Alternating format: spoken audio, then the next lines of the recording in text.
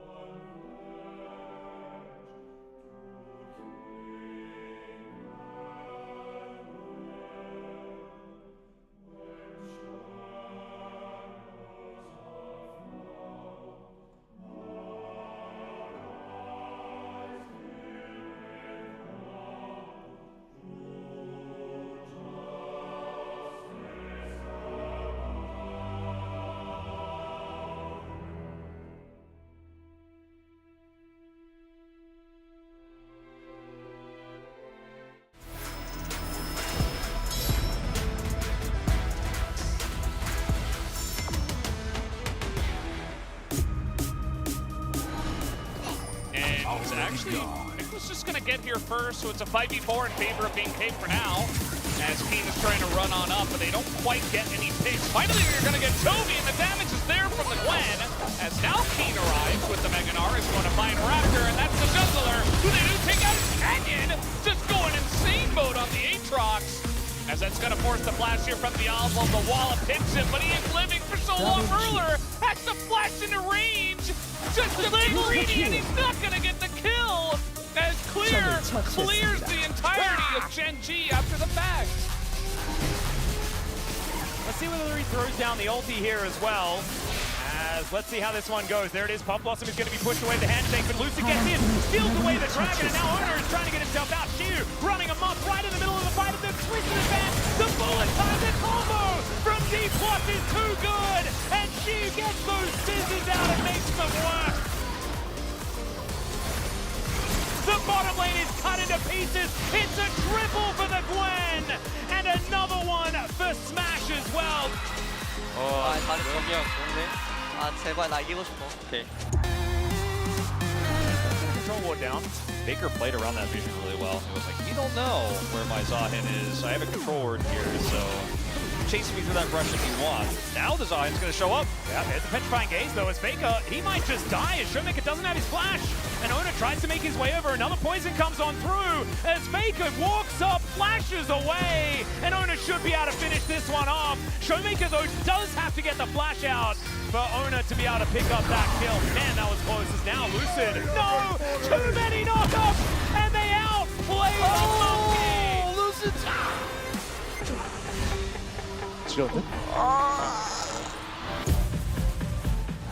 As alright, Dudu on a flank angle as well. Oh my goodness, is he gonna do it again? That is the question. Let's see how safe Gio can be.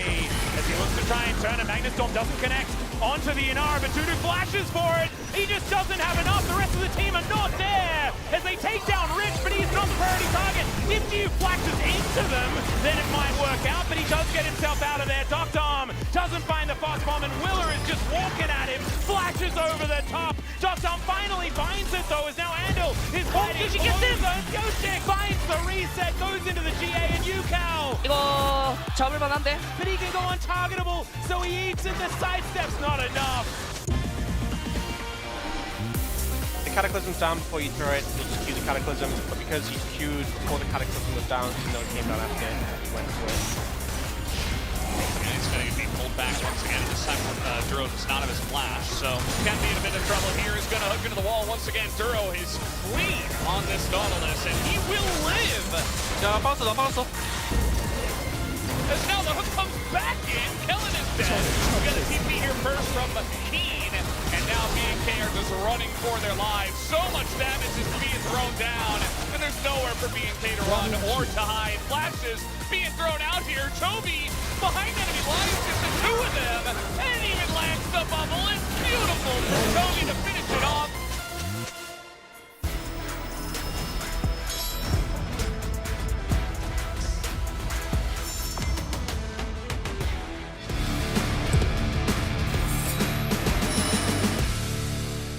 이제 홍콩행 자리 한 자리밖에 남지 않았습니다. 그 한 자리를 두고 오늘 T1과 D+ 기아가 격돌하게 됩니다. 과연 누가 마지막 세트를 승리로 가져가면서 홍콩행을 확정짓게 될지 마지막 세트 출발합니다.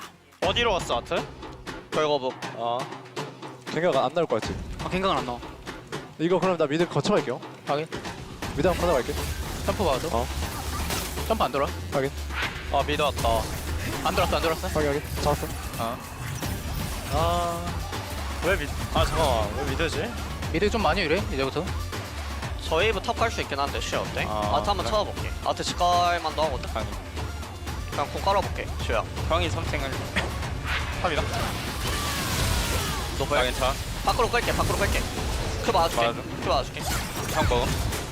이거 탑 많이 좋아. 탑 강남에 들겨오고 딸거까지 연결하자. 그래, 너 혼자 하는 거야? 탑도 들겨 먹어. 노플이야? 나이스. 탑 끝났다 이거. 나이스. 내가 캐리를 할게. 천천히 하자. 용 준비한다. 이거 자리 잡긴 해야 되거든. 이번에 꺼내야 될 것 같긴 해. 애니바가 막 하면서. 여기. 전령 깔아놓을 수도 있고. 버스 확정 안 된다. 이거 한 5천. 야벽 받았다. 병 빠졌대. 아니야. 나 이거 진짜 슬슬 쏠긴 공 갈게. 했어. 나 공 갈게. 공 나 깔아볼게. 상거리 세틀 야 탔어. 5천. 나 용궁지 안으로 나 들어가. 괜찮게. 야 하다. 애니비아 좀 누가 밀어내줘봐.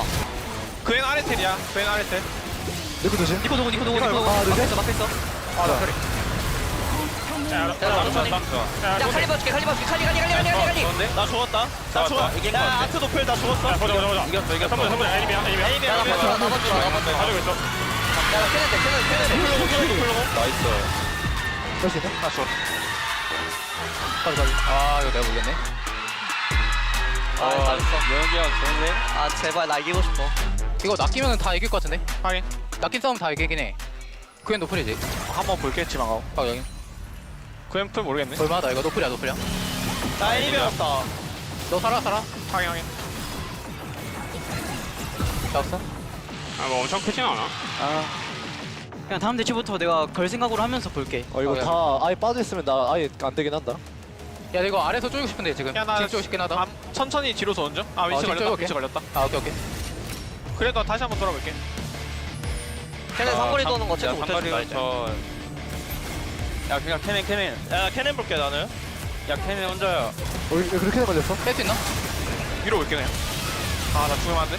잡았어. 먹었어. 오케이. 야 이거 집 갔다 바로. 바로 안 돼. 내가- 마오 공인데 나집 우리. 갔다 탑. 하자. 이번에 치긴 나겠다. 나 실체가 떴고 이번에 한타 해보자 이거. 그엔 딜해주네. 그래 잘 얘들아 미치 샤워. 아 천천히. 야, 깔고 먹어도 돼? 이겨. 야 따라오게 하고 이거 아트 아트 아래서 쪼인 중. 아못 먹었다. 못 먹었다. 빼면서 봐야 돼. 내가 뺄게. 야 아래 태는 중 이거. 어때? 야 빨리 너 야 이거 애니비야 먹었다. 애니비아 좀 애니비야 높여. 야 애니비야 나와 형 높여. 탑이야. 빨리 너 이거. 야 애니비야 이거 마무리 봐줘 얘들아. 애니비아 받게요. 얘 노플이야 노플. 나탑 천천히 뛰는 중. 오케이 나 아예 되긴 해 이거. 굿푸시해도. 트위터 노플이야. 얘네 미드론. 얘네 그냥 끝내려 했어. 나 죽을 듯? 죽었어 할 거야. 천천히 할게요. 다음 한타 너무 유리해. 애니비였는데 칠 수 있나? 그냥 마오공으로 하는 거긴 해. 그 미드웨이브 들어가. 야 그냥 탑이다. 상대 좀 세게 하면 말해줘. 못 막을 것 같아. 천천히 마우 공각 야 마우 바꿀게. 천천히 와줘 여기. 나올만해 얘들아. 이거 애니비야 노플이다. 야, 아이도 없어. 없어. 야 애니비야. 야 빨리 자. 뒤에 나쁘지 않은데? 빼면서 돼요. 형 뒤에 볼게. 야 밀어. 집중해. 끝내줄게. 야 이거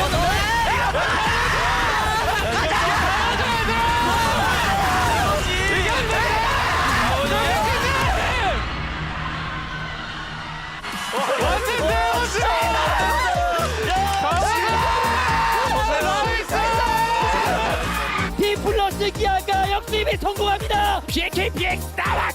결국 홍콩행을 확정짓습니다.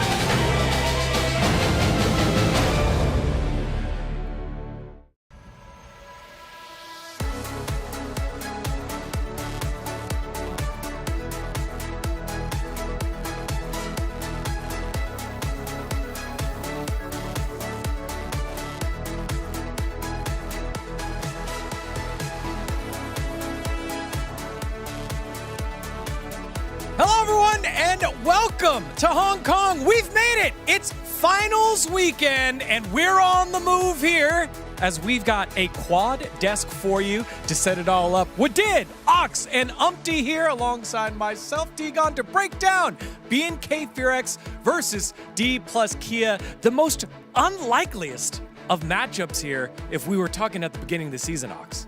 Yeah, I think a lot of people saw the level of form that Gen.G and T1 had. They just expected that was going to be the finals. And we had a pretty crazy playoff turn of events with T1 not being able to win out a series, BNK FuryX knocking them down to the lower bracket, and then, of all things, a reverse sweep, which T1 has not been on the receiving end of for a very, very long time, allowing D+ to get to this point. This is new big three for LCK right now. No one expected these two teams, especially BNK and DK, to make it. And now we're gonna have a new storyline for this one. I mean, it is very interesting that everyone is bad. Like, DK is gonna go Hong Kong, FuryX is gonna go Hong Kong. Like, one of a team, like only one team is gonna go, but both are here. So it's very interesting. Yeah, very much so. And given the recent history, and by recent, the last 5 years of LCK finals have included Hanwha Life, Gen.G, or T1. And now that trend is going to break last time with Damwon Gaming, D+ Kia, when they were named Damwon Gaming back in 2021. So whenever I say big three, it's T1, Gen.G, HLE. But now it's with it's gonna be with new team, and it was the Damwon Kia, Damwon Gaming, by the way, is not D+ Kia. And now with the new generation, it's gonna be a whole new story. And even in the 2021 summer, it was Damwon Gaming and T1. You know, it wasn't Damwon Gaming and Gen.G at that time. So oh yeah, we're getting a different pairing that just is brand new here regardless. Well, how did we get here, you ask? Well, we think that it's on the back of the junglers. has the breakdown here between these two guys that have been so integral to the success of BNK FuryX and D+ Kia. I mean, both junglers were playing very great, and then all the plans were very important, and both teams are actually important with the bot lanes, but all the plans starts from the jungle's hand. So it's gonna be very important today.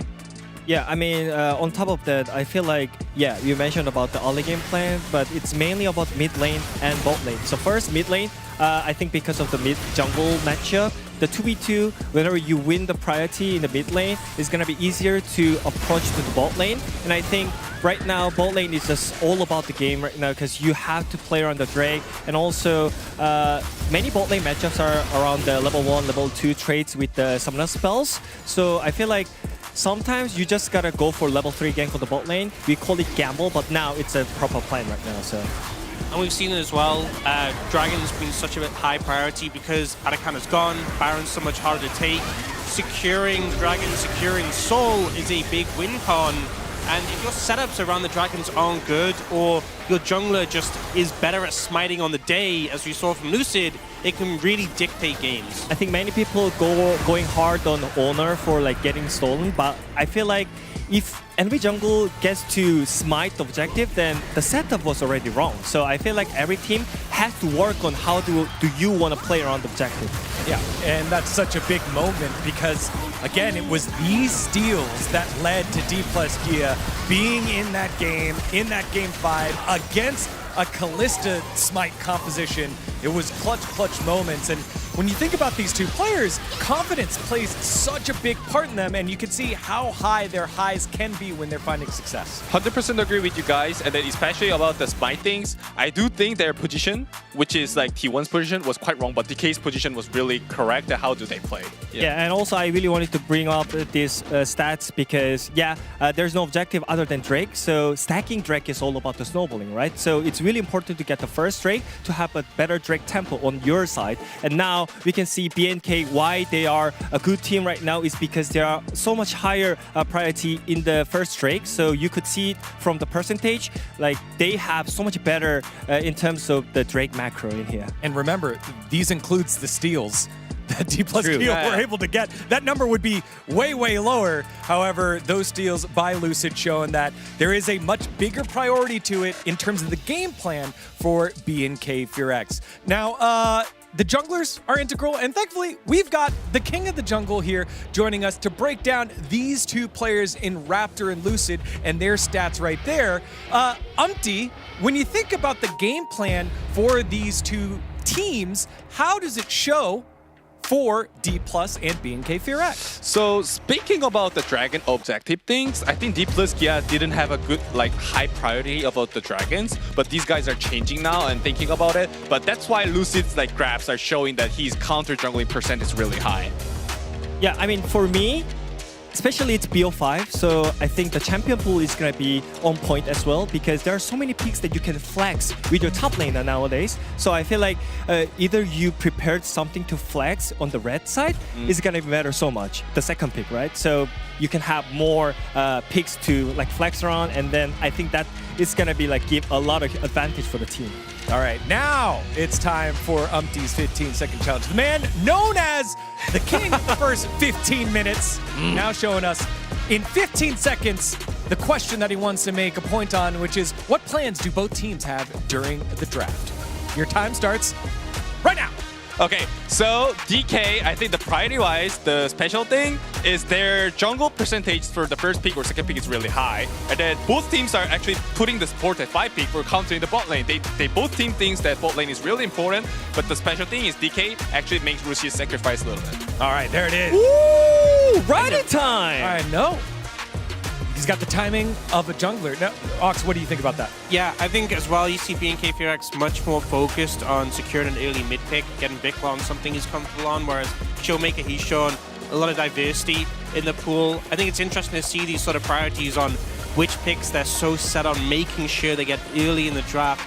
We want a strong pick for this player, we want to secure priority picks for this player, and which players they feel, especially in fearless environments, to go later in the draft. Well, that's why you're a professional, because that leads us perfectly to our second point of the match. It is the mid laners, where Showmaker has been a perennial powerhouse in the mid lane. Vikla having himself the glow up that BNK Furex needed for them to make it to this point. So, a spoiler alert, I predicted DK for today just because of the mid lane matchup.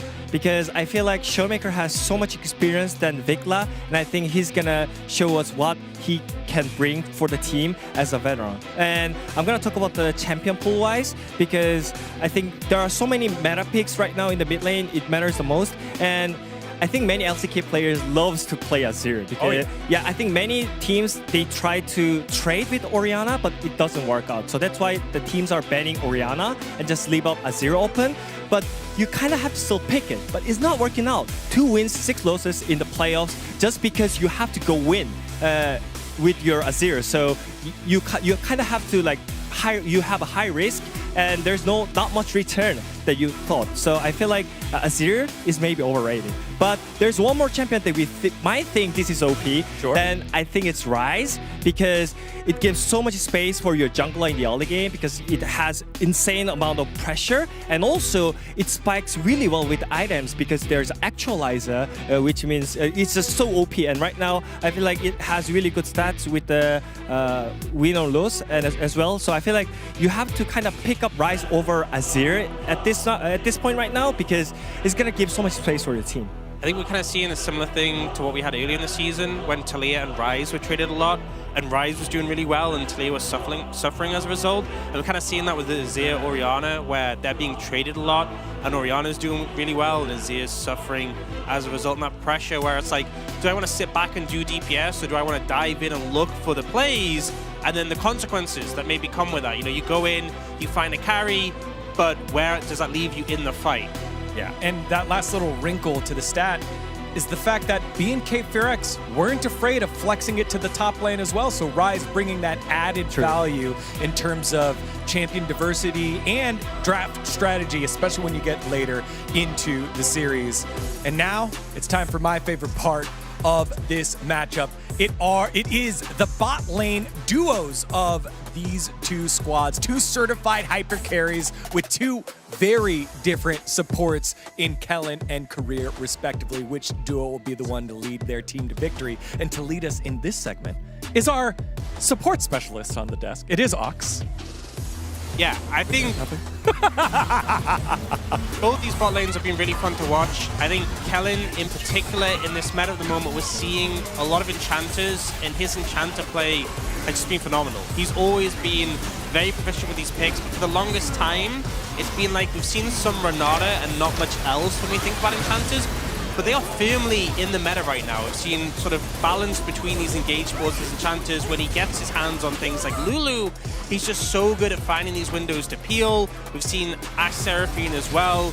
And it just feels like, you know, even last year, it was Kellen and Diablo finding 2v2 dominance. These two had so many duo kills between them, and they'll find any window to try and punish and take advantages in the bot lane where possible. I think the teams got knocked out earlier on. I think many teams, they actually kind of afraid to pick up enchanters, you know. But I feel like Kalin and Diablo, they are not afraid of just picking an enchanter into blind, you know. So that's why they have many times they just have a better matchup with the bot lane. You can also see that like carry up like Nautilus, it's not working out. You just have a Lulu. It's a better scaling, better team fighter. Yeah, and then the other side at DK, I think their team actually likes the Enchanter too, but they're more balanced, and they even pick Yuumi type of picks.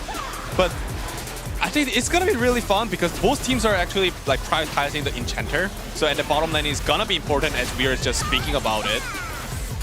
Yeah, again, in this series, it was just such a big moment here where they threw the kitchen sink, did the DN Automotive Supers at Smash. He continued to live, and this was the beginning of understanding what this team is made out of, which is a lot of resilience, some enchanter play, and relying on Smash. And it's such a young bot lane, right? Because Korea is still very new, and Smash got some time last year, still very new.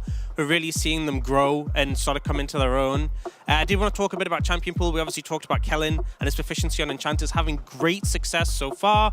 Korea, though, has shown that he can play both, right? And both players can obviously play both, but want to see what will be brought out today. I think the Ashe Seraphine is a big talking point. That lane feels like it's very hard to answer. Yes, you can pick things like Blitzcrank into it and threaten the all-in, but you kind of need ganks as well. You can try and match it with things like maybe like an Ezreal Karma, but it can be volatile. I think the bot lane priority is super important, and also which jungler will make it to the bot lane first and be able to impact that, because we've seen Ashe Seraphine have the prio, get ganked, and then that lane fall apart very quickly. Yeah, absolutely. Again, what I love about this for Kellen is that it came off of the tough year before in D+ Kia, then joins BNK Fearx, goes through an engage meta from last year, and then finds now a meta that suits him with Diablo. It's two very similar bot lanes. It's going to be a lot of fun to watch. And we have a quote from those bot laners from earlier in the year. Diablo's quote was before LCK Cup started. He says, if the meta shifts to a bot lane carry meta, I can win it all. And then this is Smash's quote from joining D+ Kia. I'm here because I'm good at League, and CV Max reinforcing that. Smash came in as a finished product. I mean, Diablo must have felt so good when he saw the role quests come in, and he's like, how much money am I getting? How many items am I getting? And I think Smash as well, just showing the confidence, you know. I think last year we saw signs of it. Obviously, he didn't have the greatest time with only getting a short stint on T1, but this year really coming into his own and having some great performances. I mean, it's always pleasure to watch those players playing because they always go in, always go in front.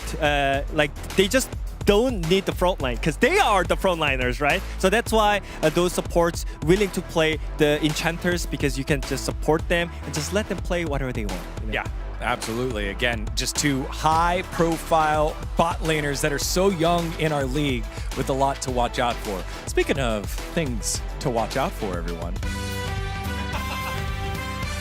Do you really like that? It's time for Digon's Fact of the Week. Now, for the first time ever here on Digon's Fact of the Week, we have 3 competitors, so let's introduce them. Starting off with the people on the couch to my left. It is the man, you know him, you love him. He's got the fresh cut. Yeah, but not normally impressed, it's Ox. Digon's supposed to think of the little things beneath our names, and he didn't this week. I don't know what's up with the production value, so I'm not impressed that I had to think of He's my own. slacking. Yeah, really dropped the ball on this one, Digon. First 3-man Fact of the Week, and you, yeah, shameful. All right, okay, all right. I gave you way too much space to talk there. Now, joining us is the, last time he was on, very successful, got himself a win. Let's take a look at player number 2. It's hashtag returning champion, Umpty. He's back. He won his one-on-one duel with Cringe player number 3, who's right here. Terrible manners. Just kind of, look at this, guys. Look, boo. There he is. It's what did. Hashtag Hong Kong enjoyer. Welcome to Hong Kong, babies. Did you say? All right, get your feet off my desk. All right. I hope he loses. All right, question time, everybody. This is winnable. I say this every week. It's winnable. Which is breaking apart. Now, I kind of gave one of these away earlier. Which 2 players earlier in their career represented their opponent's organization? Kellen. A lot of players. Yeah, which 2 players? Or a lot of players across there. And Kellen's played for like half the league, honestly. Yeah, I mean, Callan's the easy one. What's the other one? What? That's the hard one. 10 seconds, everyone. At home, you can play as well. Let us know. Oh. If you're ready. 5, 4, 3, 2. Kellen career. Callan, clear. Lucy Director? Well, it's definitely wrong, Umpty. I can't believe he got it correct after being rude. Oh my God. That's right. Kellen's played for half the league, but it was Career who most recently, literally last year, was on B&K FearX. It is a revenge match for those 2 squads. He gets his victory. He gets to gloat. I'm sure all of you got it right. Easy. Unlucky. Smugdid is back. All right. That was Degon's Fact of the Week. This just continues to add stakes to this matchup. Last year, this was one of the most exciting matchups, the D+ versus B&K match. You never knew how it was going to go, except heartbreak. Oh, I thought you were talking about the Fact of the Week matchup. No. No. Because it is adding tension there. I won't lie. All right. All right. Well, speaking of tension, it's starting to build and boil up over at the arena right now as being... Oh, looks like Diablo forgot. Missing? Uh-oh. Where is my support? There. The players are making their way to the stage and the stadium right now. It is B&K FearX versus D+ in front of the crowd as we take a look at the predictions.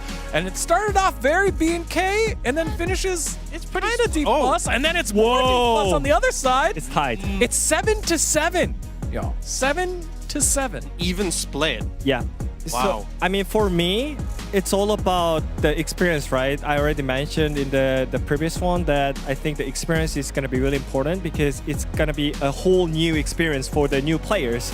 Better stage experience with veterans. And we have Showmaker for this one because I think Umpty and I know how it feels when you have to play in front of like so many like crowds, and I think just completely new experience, you know, like it's just so new. So I think he knows what I meant, right? Yeah, I understand what you mean, but I feel like the FearX is not gonna be nervous because their playstyle is like Sandstorm is coming to hit the Dipluskia. Yeah, they have been quite chaotic in terms of their gameplay, and again, they've got to try to bring it back and bounce back from the loss against Gen G. And for me, it's bottoms up. We've got 2 of the best bot lanes in the league. And for now, I've got the edge to smash. We got to see Diablo get a little shell-shocked in their series against Gen G.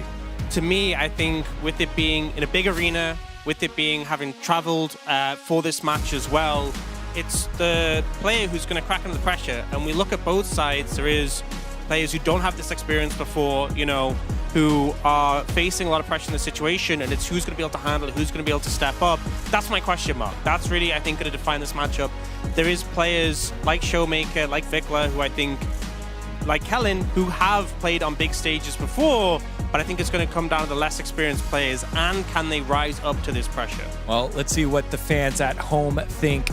For this matchup, D+ Kia. Whoa, that's a high quality Briar right there. Not ready for the commitment by Briar there. It is 59% of y'all. Oh, that's sick. Oh, the chat was sick. 59 to 41%. You can see the fans now working their way on into the arena. Again, it is great to see overseas LCK and the fans showing up big here. And especially, we have to mention about the draft as well, because both coaching staff, they have to work on the draft as well. It's BO5, and there's so much pressure on the players.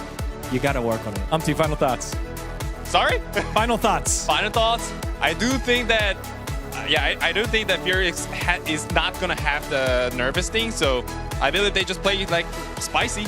All right, here we go. 5 seconds before D+ Kia and B&K FearX. We'll see you after game number 1.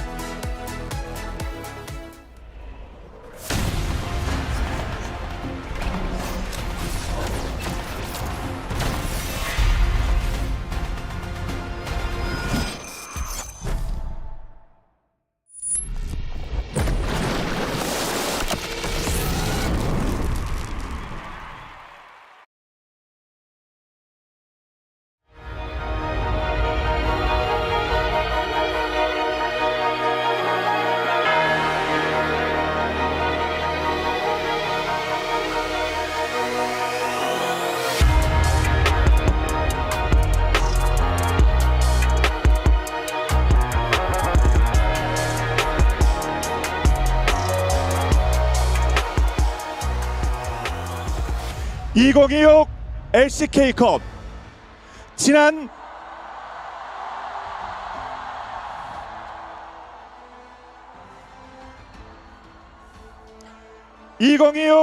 LCK컵 지난 2달간 38번의 매치 119번의 세트 이 명승부 끝에 LCK 10개 팀 중 3팀만이 생존. 이제 파이널로 향하는 마지막 여정만을 남겨두고 있습니다. LCK 사상 첫 번째 글로벌 로드쇼, 이곳 홍콩의 새로운 랜드마크 카이탁 아레나에서 무려 10,000명의 팬분들이 지켜보고 계신 가운데 오늘 대결을 펼칠 주인공들을 여러분께 소개해드리도록 하겠습니다. 먼저 LCK컵에서 올해 그 어느 때보다도 화끈한 모래폭풍을 불러일으킨 주인공, 지난 2년간 안정적인 로스를 유지하며 그 힘으로 강팀을 하나하나 제압하며 이 자리에 선 진정한 다크호스, 라이엇 주간대회 첫 번째 결승이다. 따이 얏가 파이널 PNK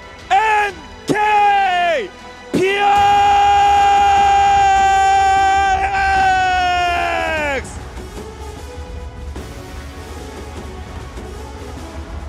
탑 클리어.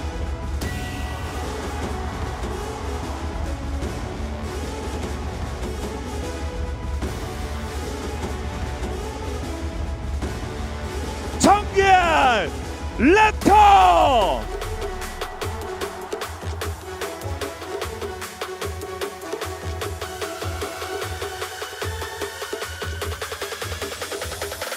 미드 픽라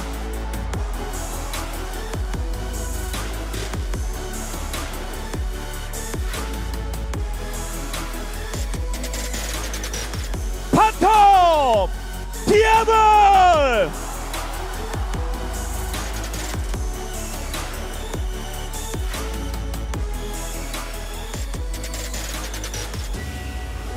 서포터 켈린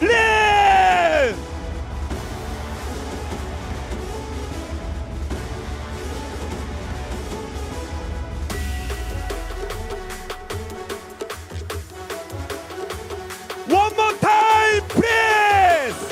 BNK PRX!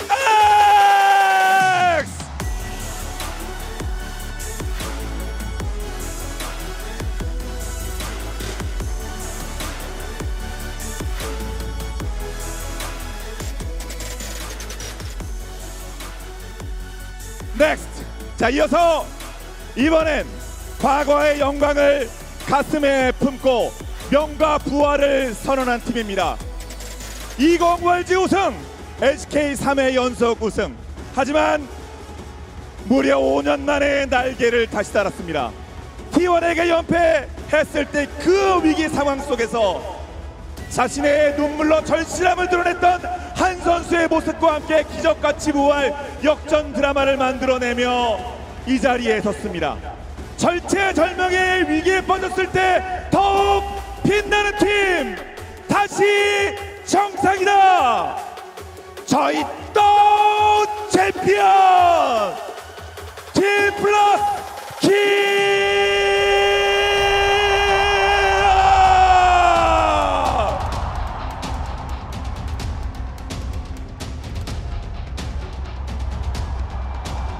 탑 시우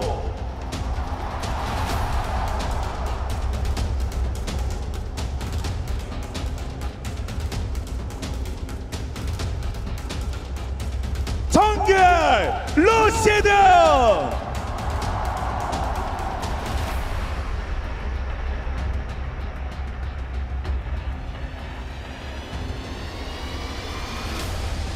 미드 쇼메이커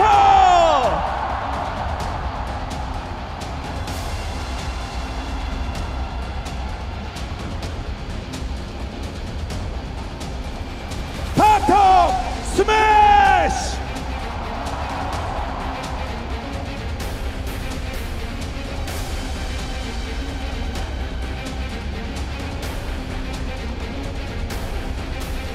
서포터 켈리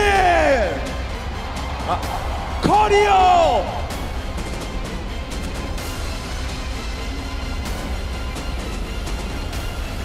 One more time please D 플러스 기아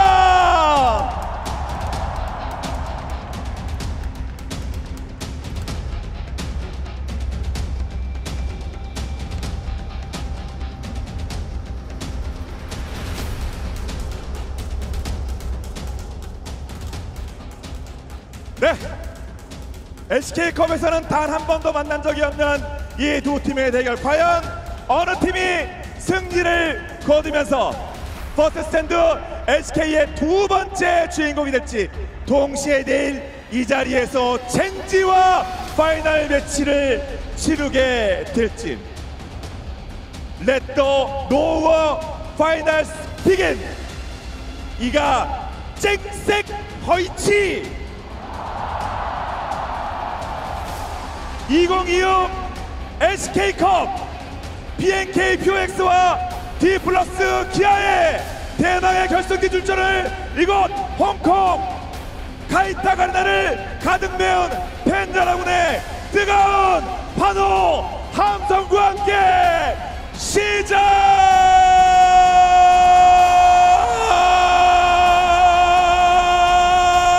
시작하겠습니다.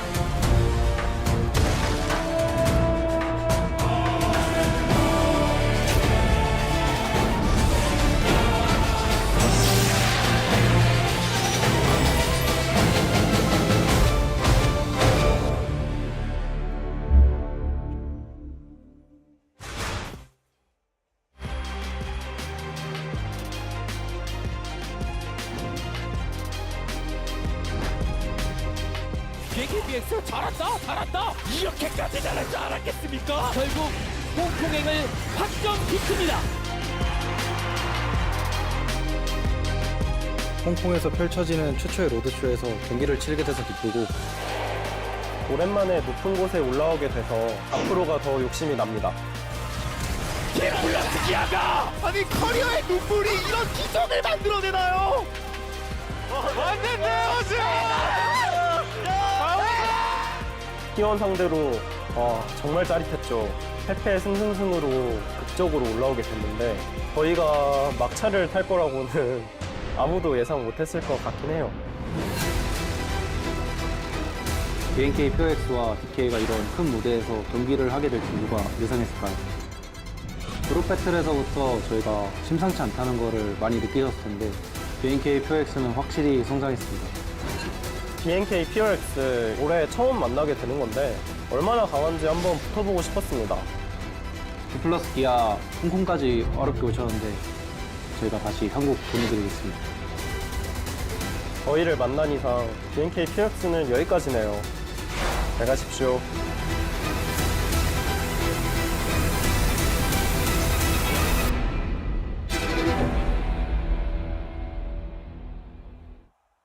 안녕하세요. BNK POX 감독 박준석 이도입니다.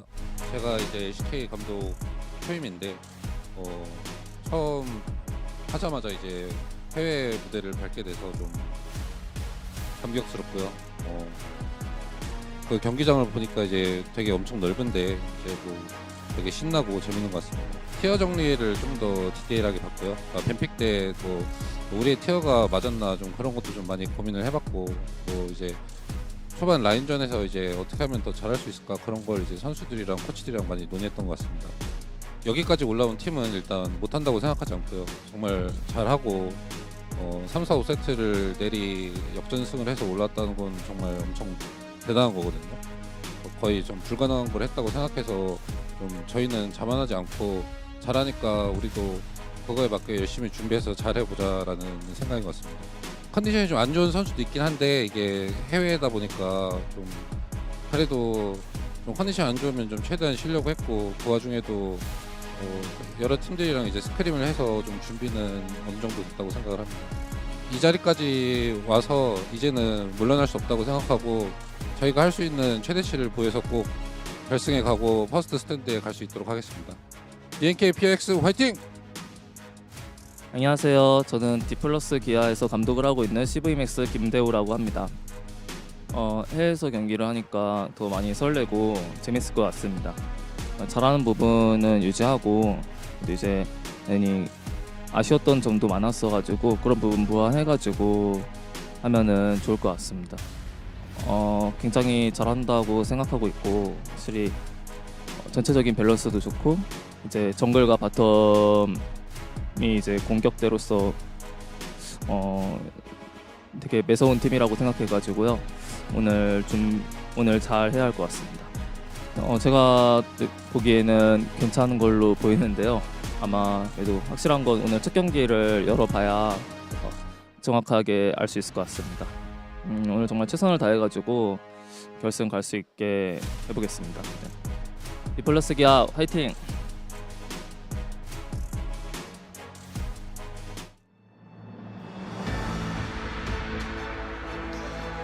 Greetings, ladies and gentlemen, and welcome to the lower finals of the LCK Cup here at the Kai Tak Arena in Hong Kong. I am Valdez, with me is Wolf, and we are going to be bringing you BNK Fearex up against D plus Kia. Huge honor to be here in Hong Kong. There are so many people, so many passionate fans, and we have filled up the entire stadium. How are you feeling today, Wolf? I'm feeling really good. The energy here in the crowd, the audience, so many fans we've met, you know, just walking around here, the venues, so many people have come up to us, told us they watch us, they love watching the LCK, they've been watching for years. How important it is for them to have this opportunity to watch these players play on stage. You can feel that passion in each and every one of the thousands of people we have in this massive arena, as you guys can see behind us and in all of the camera shots here. So I am excited. I am really looking forward to seeing which team is going to go, who's going to perform better on the day, because I do think it comes down to, as a lot of our pre-show broke down, the younger players, the less experienced players playing in a high-stakes match. These stakes have never been higher for some of these players playing in front of a foreign crowd here in Hong Kong. A massive one at that. This is no Lal Park. This is a huge arena. There are so many things that can happen to you if you get into a negative headspace.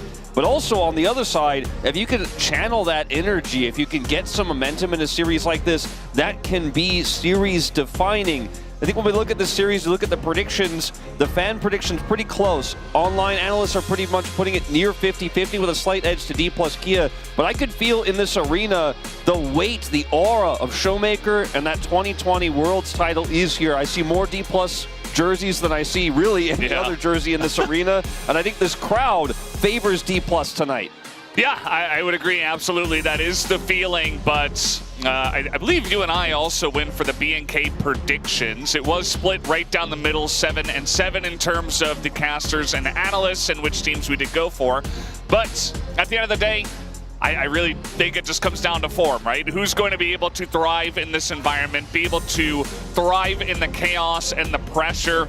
Smash, there's been a lot of talk about career and, how he was crying in the last match and was able to overcome that and actually beats T1 in a best of 5. And now, Smash is telling him just to thrive in the chaos, essentially, just to feel the pressure and enjoy it. And I hope that career can do that today, because he will be very important, especially up against someone like Kellen, who has been on so many big stages before himself, down there in the support role. And there's just so much on the line, just the fact that you are here in the lower finals is gigantic. But if you win, you go to Brazil. You're the 2nd seed, potentially, maybe even the 1st seed from the LCK to make it on to first stand. As BNK gonna go with 2nd pick here. And going for 2nd pick in game 1, definitely a more unusual choice, but we'll have not only the R5 counter pick, your ball. in this case it will be because D+ is going for blue side. They will have that, but also have the 1-2 punch in their first rotation to be able to lock up a duo of some kind. And with so many duos on the rise right now, specifically Ashe and Seraphine, for example, that is a very powerful rotation. And they may be looking for that here in Game 1 right away. As we are wasting no time, Valdez, we had a great opening ceremony. Caster John was as hype as always, and this crowd loved it. But we're going straight into the draft. Yeah, I mean, you were talking about how much it means to the fans here. The first LCK Cup to be held in Hong Kong, and the first road show here as well. It's pretty huge. I think they really appreciated seeing Caster Judd in person doing that awesome intro. It was really great stuff. As we are getting into the bans already, nothing out of the ordinary here except, you know, an early ban here on Renekton, which we are going to see against Clear. Yeah, that's not a shock. See the Orion and Rumble here as well for BNK. Two strong picks in isolation for first pick on blue side that D+ do have in their possession, so not shocking. The Varus is another question mark in this draft here that we could see as the Vi and Pantheon are taken away by D+ Kia. Varus has not had the success that his draft priority in bans has, I think, made you assume that he would do in terms of his performances here in playoffs. And they'll ban the Ambessa instead, which is such a strong flex pick here for D+ Kia, and one that they often pick first when left available. So the Varus is up and available if they want to first pick it. There's something else on their mind here. A bit of a meta shift could have happened behind the scenes. And we'll see what their read is. The Azir, obviously the obvious one, was discussed a lot. This pick might be a little bit bait right now because it is simply not finding the success that we expected. And as a result, they will give Diablo the Varus over, and they'll have counter pick for Vikla here in the mid lane. They can also look for a prio jungle pick as well, like the Jarvan or the Xin Zhao. Yeah, definitely still a lot of options. I think you're giving a lot of trust over to Showmaker just to pick him that Azir and hope that he can have a big impact on that. Very curious to see what goes with the Azir over to Lucid. As Varus gets locked in, not a big surprise, and Jarvan is going to come in here. One of the best answers so far, one of the most common answers, let's say, to the Varus has been the Sivir pick, but picking Sivir into the Jarvan feels really, really rough because of her immobility. And so they will just take this right away and deny that counter pick in the bottom lane. It would be incredibly unusual for Smash to be bold enough to play it here. The Xin Zhao, in terms of tier, was the next on the list, and that will come in here, as well as Smash's classic Ezreal pick. Very safe into the Jarvan, a pick that has done a lot better into Varus more recently than it did in the past. As Talia was something I was considering when they gave over the Azir here. It has not been a pick that in the LCK we found consistent success with here, but the higher you go in terms of teams, we are now in our top 3, the performances get stronger. I think Vikla has proven that he's no longer just the solo lane guy, no longer just the pick guy, the hands guy, but he has the macro to back it up this season. And I do think that playing through sides through this Talia absolutely can work. Yeah, definitely a bit of an X factor through Vikla.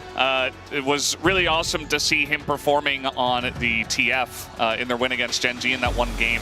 Certainly does feel like he's expanded his pool, and he's not just playing Morgana mid anymore. We've really gone beyond that for this player, and could have a big impact here. As we're going into the support bans, Leona and Nautilus. Point click to deny the R press onto Smash makes a lot of sense with this Ezreal that he's picked up. The Leona pairs incredibly well with Ezreal, is very safe in the lane, so it's no shock to see that one taken away.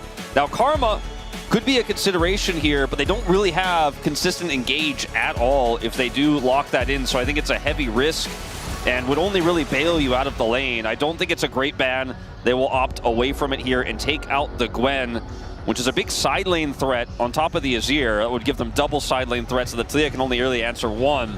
So I think that's a smart ban here towards Xiu. A lot of other strong top lane picks are still available, however. See what this final ban will be here. Taking away the Rek'Sai. Yeah, Rek'Sai kind of a keen specialty, although we do see it from time to time from other players, but definitely very popular at the beginning of LCK Cup. So now you got to decide what your support probably is going to be and then wait for top counter pick here. So what is the Varus going to be going with in the bottom lane? Well, there's a lot of different picks they could opt for. Even something like a Bard would kind of crush. And I think with this Karma pick, you have a lot more agency because you still have the Talia, you still have the Jarvan setup, and you have Chains of Corruption to lead into a shove. Flag drag could lead into chains. You know, there's a lot of synergy between these three. The Karma giving you additional speed feels nice, but also it's just going to mean that there is really no pick that Career can lock in here that will give them bottom side prio. And so what does he do? Does he opt to just sit back and defend with something like a Yuumi? I guess that's the answer. Yep. It did not work for him very well last time, but we'll see if this is a different look as the blind Scion comes through. This team doesn't really have engage. I mean, it's got very nice front to back, but starting a fight will not be up to them. Ooh, and the Gnar here feels like a cherry on top. It's one of Clear's best picks, and it is one that will dominate the Scion lane. You already have the winning bottom lane and mid lane with jungle attention. That's going to be so easy to pull off with Jarvan pre-6. You have so much power with the Taliyah. You have a side lane threat in this Taliyah that can match sides as well and punish sides and try to pinch onto the Azir. And the Scion will never really be a threat, will always be pushed out by the Gnar. So if the lane assignments are strong here for B&K and Smash doesn't get off the ground early, for D+, you are just simply going to have to hope that when you get to that late game, you're not behind, your scaling items are going to hit, your Ezreal's going to hit 2 items, your Azir's going to hit 2 items, and then Smash is going to hit every single Q in every single fight. And Smash, you know what? Luckily for them, is pretty well known for doing that. So there's a lot of trust in this draft for CVMAX to his AD carry, and we're going to be seeing a lot of that throughout this best of 5 tonight with Diablo and Smash here on the stage. As you can see, this arena is fully packed. It is so insanely full. Like, I don't know how it's coming across on the stream, to be honest, because I don't have it open in front of me, but being here, it looks like every single chair is full. It's actually incredible. Insane stuff. But yeah, this is going to be a very interesting first game. I think if TK can get off the ground, obviously they have a lot of power in their carries, but starting engages can be pretty difficult, and I think B&K have a lot of control with this composition. We are here for the lower finals in Hong Kong. Game 1 will start right now.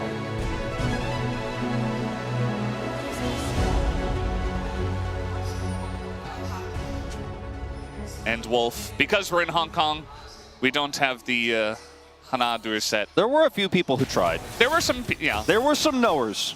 I think that a lot of people know, but obviously with this many people here, it's hard to coordinate who's going to start that. Yeah. It's actually still ongoing. In fact, I see a lot of people doing it. Or hear a lot of people doing it, rather. Yeah. Well, they're trying, you know, it's good. I am good effort. Incredibly hyped to see Career with a redemption opportunity here on this Yuumi, because this pick can really shape this lane. If you can absorb a lot of the damage with your shield, offer a little bit of poke, way less than you used to be able to do, like Career is doing now. But manage, obviously with no engaged support on the other side, it's difficult to be punished. In this matchup, you can basically trade your health bar for a meager amount of damage and then constantly attach and make sure that Smash has the most health possible to go toe-to-toe in the lane. And we'll use his barrier here, but I think wise to absorb that empowered Q. And this is a great start here for Smash and Career. Yeah, I mean, they have to have some semblance of control in the bottom lane. Otherwise, Varus Karma can easily get ahead and be quite annoying. You see that neither side is going to be able to hit level 2 significantly ahead of the other and bully them out of the lanes. So just, you know, double range, a lot of enchanters nowadays in the meta, especially when one enchanter gets picked, the other kind of has to match it. Otherwise, you just fall too far behind. And that's really something they could not risk, especially with a draft like this. And keeping your eyes on it, you can see eventually, you know, Diablo and Kellen are going to be able to take this health advantage. Barrier already burned, so every single Q that Kellen hits like this wears you down. And with the minion wave blocking the Mystic shots, it's very difficult to actually continue to put that harass in. But they're trying their best, as you can see here. We do have both junglers pathing towards the bottom side of the map, shockingly. And that means I'm bringing the sarcasm out early, Valdez. I like it. Game 1. Here we go. They're going to the bot lane again. Who could have seen this coming? Yeah, it's just the way it is. Nice dodge there on the Mantra Q. And we'll shield it anyways, but it's going to be this wave crashing. And finally, Diablo and Kellen get the wave to crash through as this lane is supposed to do, but it's a dead even setup here in terms of CS. In fact, it will be a slight lead going to Smash. So again, I think this pick is working its intended role. And again, the game plan here for D+ is Smash will carry. He will have a Yuumi on his back. He will hit every ability. He will get his endless hunger. Yeah, and has he a will big just, front line. He just is going to straight up like have to 1v9 with Showmaker having some peel for him, a little bit of additional damage, obviously, but he is the guy. Yeah. I thought maybe they were just going to slam the Lulu. I know Ezreal Lulu's kind of a weird lane, but the Lulu with the Xin Zhao, really fantastic and kind of fulfills a similar role of, you know, having that enchanter for the team fights a little bit later on. But yeah, it's pretty nice to see the resurgence of Yuumi, although some people will not enjoy that all too much. It's been a while. They can get over it. Yeah. You know? It's a little niche. I think, you know, if you're hated as a champion for so long, you know, you deserve another shot, right? Yeah. Deserve a chance back. Every champion deserves a second chance. Yeah, absolutely. We'll see this. Same with career as well, because his last Yuumi game, we always talk about it. He's had a very tumultuous LCK Cup. Yes, I mean, the player has had obviously a lot of expectations put on his shoulders early because he is Smash's 80 carry, one of the most hype 80 carries to join since Pays, frankly, and Viper rejoining the LCK. And he is laning into a lot of really incredible supports that we have here at the LCK. He's one of the newer ones, even though he spent a lot of time in Challenger, spent some time on DRX as well as BNK was mentioned before. And then he played in Kespa Cup and like made a lot of errors there and made the wrong runes. He's just been through a lot very quickly. And now he's like potentially going to, in his first year of LCK, go to first stand before LCK even starts. Yeah. It's absolutely insane if he can manage that. You see that Raptor is getting very aggressive, and this is kind of what he has to do. You got a winning lane in top. You have Vikla doing pretty well into Showmaker, and then of course bot's going to push. So you have to use this priority and get ahead of your enemy jungler and try to get your lanes ahead. Although there's not a ton of, you know, ganks that are going to be set up unless Showmaker really oversteps. But still, if you can't find a gank, you got to pressure the enemy jungler. You got to pressure for those objectives. This timing, though, could be quite strong for Lucid. Yeah. Let's see if this works out. Raptor is on the bottom side of the map, though, and a ward comes down in vision, so they see him.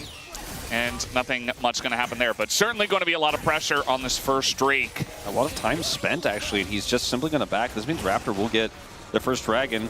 With the prio they still hold, and this is really unfortunate for D+. If they could have been able to deny this or look for a gank, grab some summoners, there's a lot more wiggle room in terms of what you could do here, but instead it's just going to be the expected result, as you mentioned, with the control that Raptor has in his lane prio.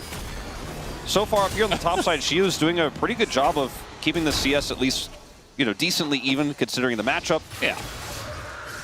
Thinking for a play here on Vikla, who just does not flash the shove. Now he's going to flash, but I don't know about that. Jarvan coming over, but way too late. First blood given over to Showmaker. Yeah, a bit of a great timing there for Lucid to come in with Vikla's positioning. He went ghost, obviously, so this is really going to hurt. Dying like this, can surf back. I don't think he's going to Weaver's well back to lane, but I guess it's an option. But the choice to flash there, I think, is the most painful of all because Raptor was somewhat nearby and is quite mobile on Jarvan and did have his Cataclysm, so maybe there's a miscommunication. Like, you know, we see Raptor maybe call out, or you can imagine maybe Raptor is calling out, like, I'm relatively nearby. If you can buy just a little bit of time.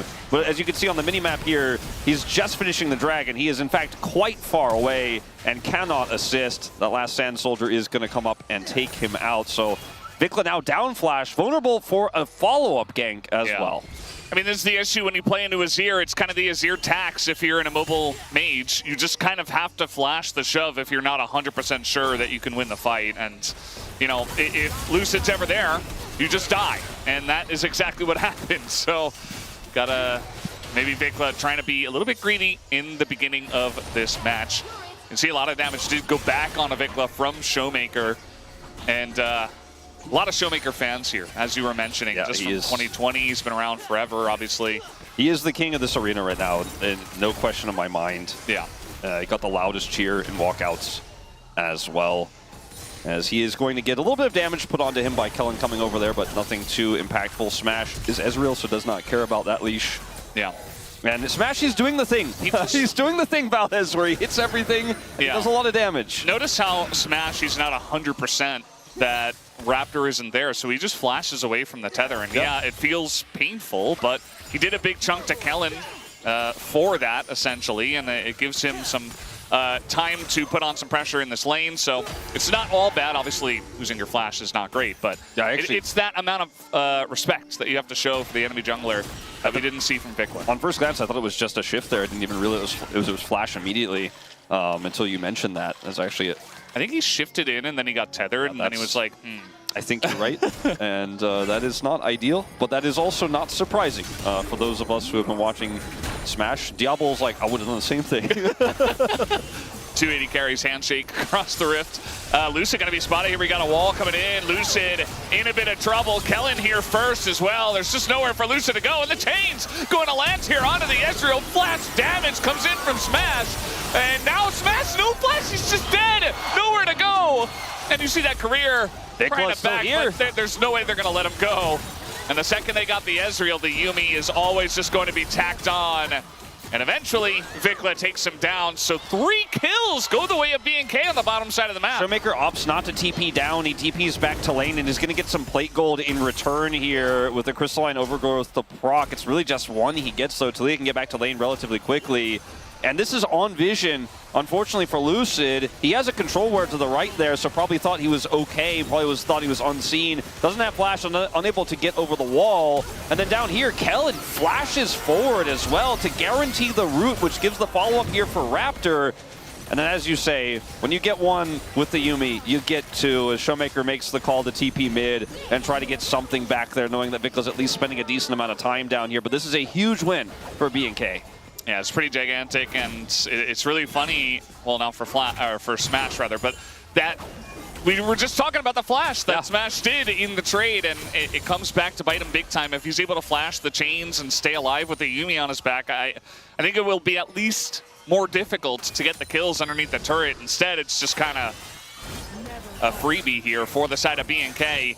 And now that's, 1,500 gold in the lead already, right after Showmaker picked up first blood. Notice the item difference here. The Varus picks up the Ghost Blade already, and it's a cheap item, but with this even small of a gold lead that he has, which is starting to become quite large, he can end up getting a big item lead here, and that shield that Career's trying to put on here just doesn't feel that great when this Varus is charging up these arrows and tossing them into you. As you can see here, Smash is going to shift this one, but may even cost them an additional farm here as they are looking for more. Oh, the max range chain! Smash is dead again! And Career, well, we just said it before, he is absolutely dead. They're just trying to give the kill over to Diablo, but the arrow at least misses. And a double kill goes to Raptor. We got a TP coming in, though. Yeah, this is a very greedy choice. Lucid's coming over as well. I don't know if they get anything from this. It's a bit slow. Yeah, just a little bit slow.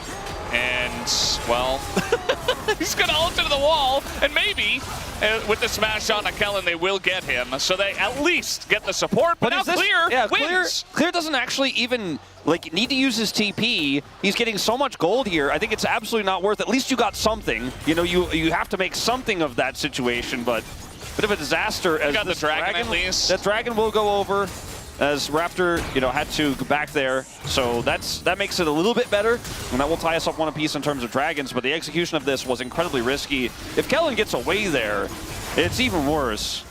He did not have flash. But this Gnar is going to be a bigger problem. This Varus is already a massive problem. And yeah, he picks up Swifties here. He is going to be looking for the same 2-item spike that Ezreal has, but obviously he's massively accelerated in his first item. Look at how far behind Smash is in the quest, actually. I mean, he's like 75% done. BNK's 80 carry Diablo, he just finished that. So not to mention, he also just went to the top lane to clean up the mess from the bailout that she had to go for there on the bottom side, so he's not getting that really important experience or quest experience that he needs. And so that is really unfortunate for him, because the longer you spend without your quest completed as the AD carry, the less money you're generating from anything, but specifically minions as well, really starts to add up how much you can get as Showmaker looks to shove. Trying for it. Remember, Diablo does not have his flash. Shutdown goes in. Showmaker gets away from the Jarvan for now, but Raptor comes in. Vikla's here as well. Big shove onto the 2 of them. And Career not able to get on in there onto Lucid, as Lucid going kind of crazy mode right now. Is going to have the cat on his back as well, but eventually does go down. And Career this time will waddle away. I think it's worth there to get the last kill, and Career gets away this time. So as you mentioned, I think it ends up being fine. I think that was the right call to go back in on that one, but initially looked a lot better for D+ than it ended up being at the end of the day. So I don't think that Raptor has the flag to interrupt the back here from Career a second time, but going to this play here, it's a great choice to go on to Diablo because, as you mentioned, they know he doesn't have flash. Shuffle comes through, but Vikla actually, look at the angle he takes from the bottom lane. It's one that I don't think D+ really expected. The Cataclysm comes through, buys just enough time, and then this shove is phenomenal. Career cannot rejoin for a while, and Lucid's like, all right, well, I'm just going to send it here. Goes for the play, forces Vikla's flash, and then goes in deeper. Career detaches early to get out, so he survives this time around. I think they made the best they could out of a terrible situation there. Initially looked great, but Vikla saves the play.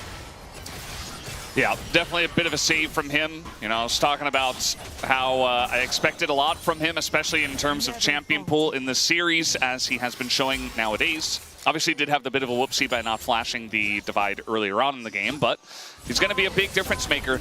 Absolutely. Somebody has to match Showmaker, and obviously the guy on the other side of the rift in the same role will be the first guy you would look to. Money that Kellen has is not negligible because he has about a Oblivion Orb extra worth of gold over his opponent, and that's actually really important. Playing into Yuumi is actually going to feel really nice for him to have that. Then he can proc it very easily as Vikla? No way, right? Yeah, yes way. Taliyah really very much struggling into the Scion, and shove is going to miss. He gets axed down by Scion. Shia with the solo kill on a Vikla.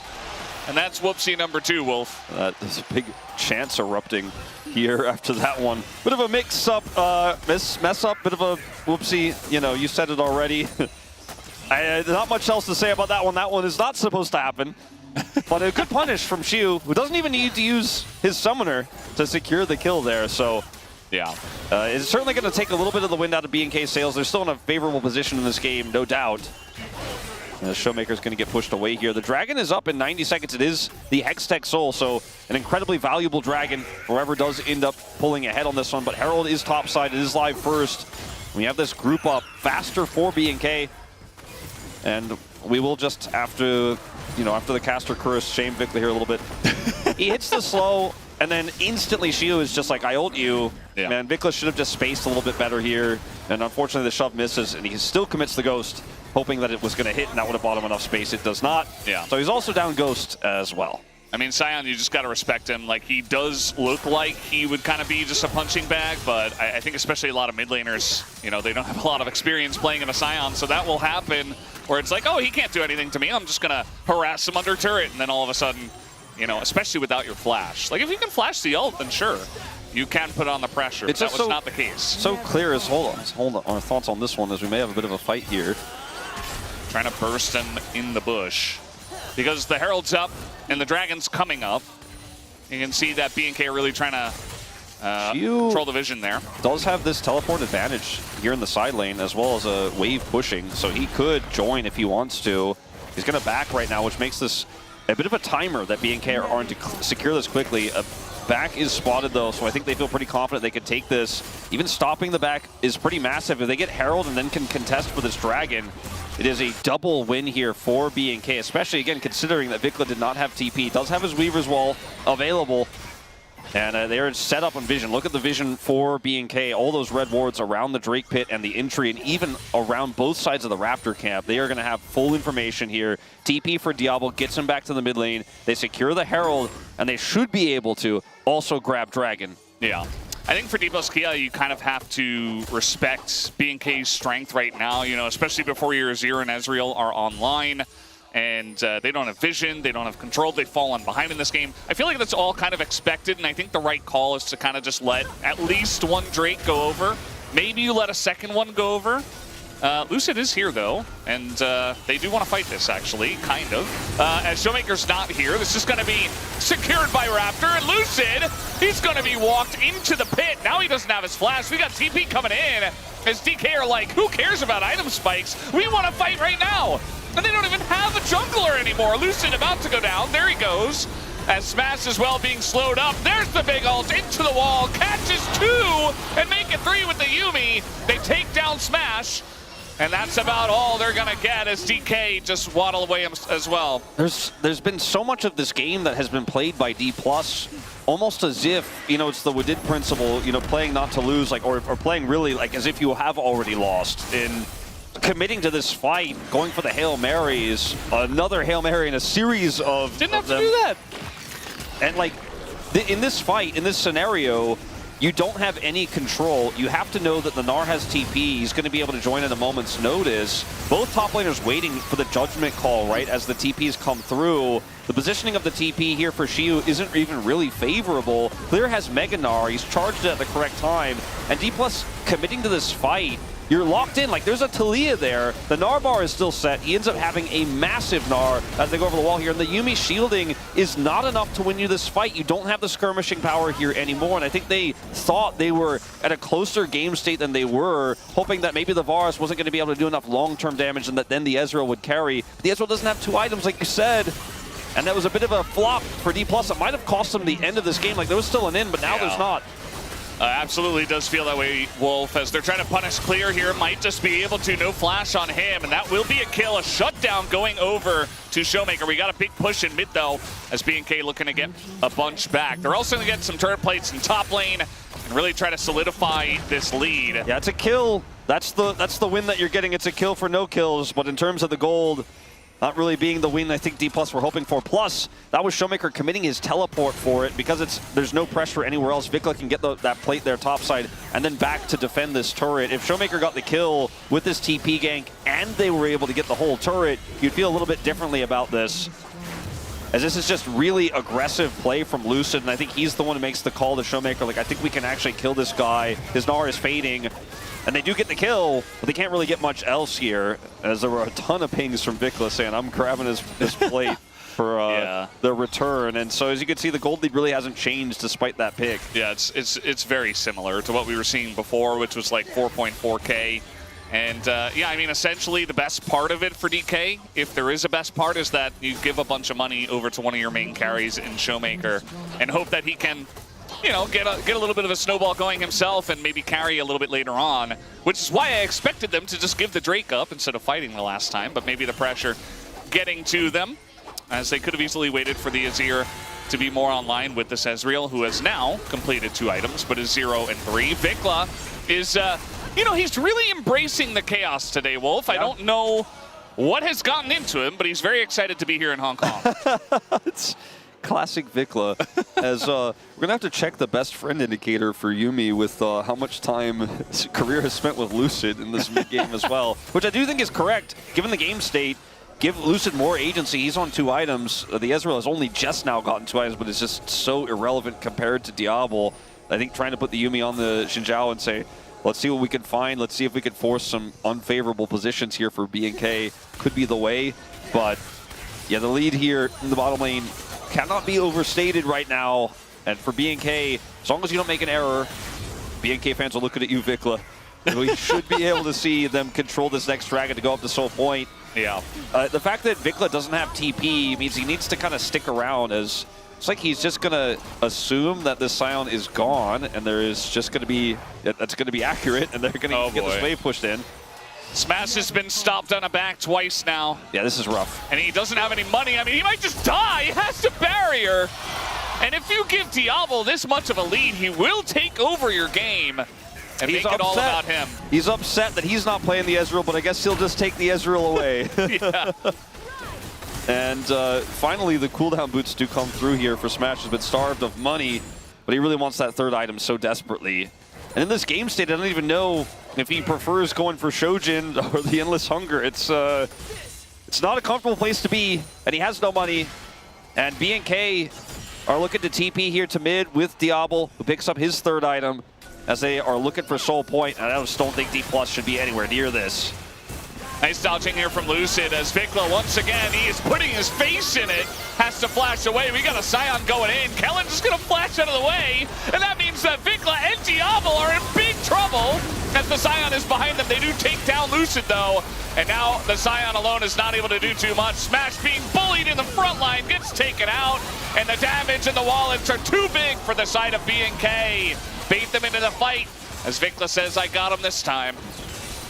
The draft here for D+ certainly had its ins. It certainly had the ability to scale and maybe smash the 1v9 angle. That dream could have been real if they didn't fall behind with really little prio in this game with the draft they had.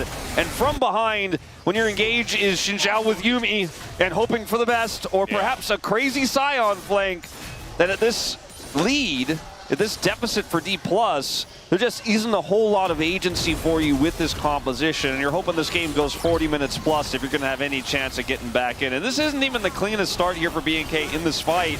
Raptor is so far away, Vikla has to flash, and they have the Scion coming through.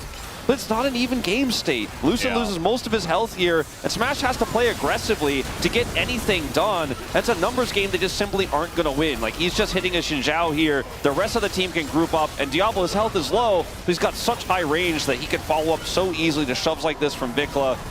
The lead is just too much. Yeah, it really is, and, you know, this is probably the worst soul that DK could be facing right now.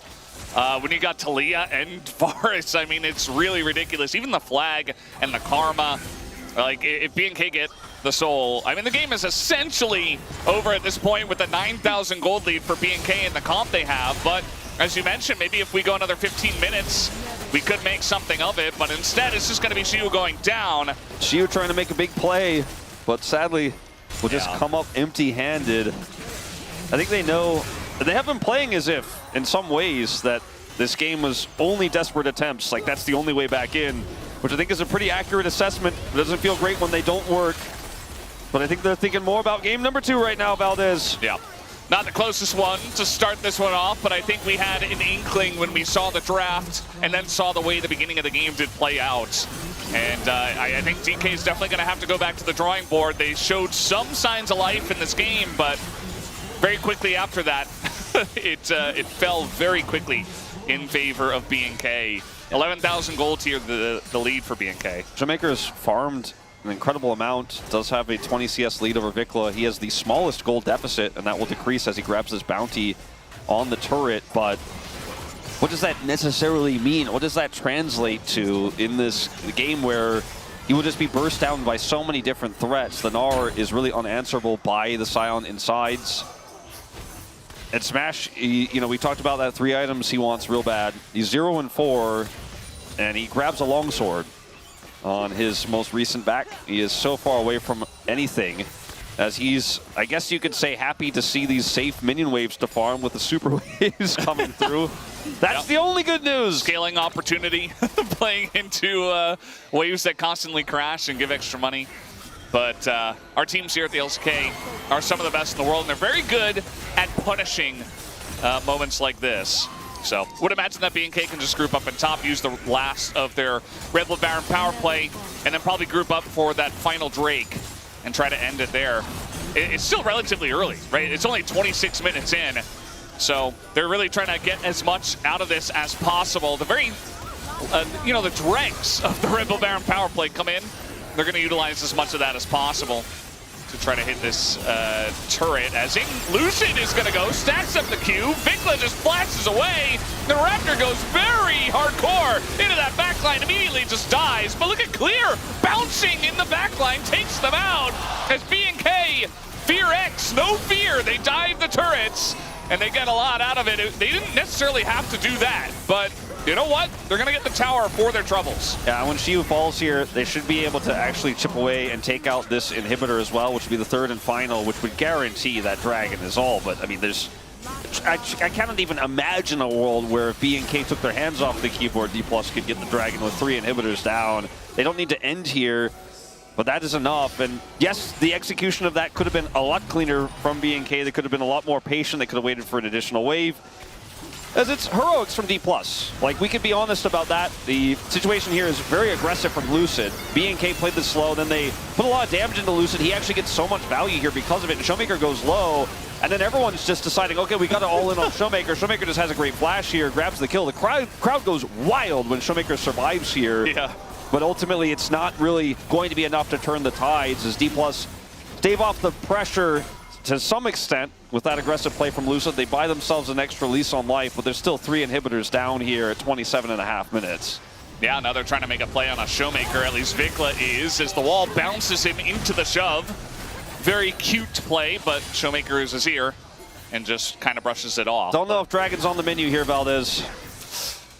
Yeah, it doesn't necessarily have to be, but that is the safer play, BNK. Maybe trying to make a statement and play with their waves while they can, at least. They have a lot of poke, right? So they can kind of just sit here and take the Hex Gates out if anything gets a little bit hairy. And Lucid's already half health. This is what I was talking about. Like, you have this Yuumi, but you're dealing with so many fed poke champions. Showmaker dodges everything. As now, Siu gonna go in and send it one last time. But Raptor surviving gets in. Flag and drags into the backline. Lucid creates a lot of space. The GA is popped, but I just think the wallets are too heavy at this point in the game. As down will go Showmaker tries to make the play, and he does scoop up one, but that's only Vikla, and your Nexus is exposed. BNK looking like the much stronger team here in game number 1, and they want to send a message as well with the last minutes of gameplay as they're trying to take all of them out, but they'll just take down the Nexus and move ahead in the series 1-0. 127 is the gold lead for Showmaker, the only player with a gold lead that matches his team color there on blue side. The fan favorite trying to make it happen in the mid-game onward. Aggressive side laning, some very aggressive play there in those final moments alongside Lucid. I do think we could say Career had a much better performance on the Yuumi this time around, but it was not about the support play. It was not about the support gap. It was about a bit of a prio and draft gap here. But we did see BNK take control early, and Diablo took over the game. This Varus was way too big to fail.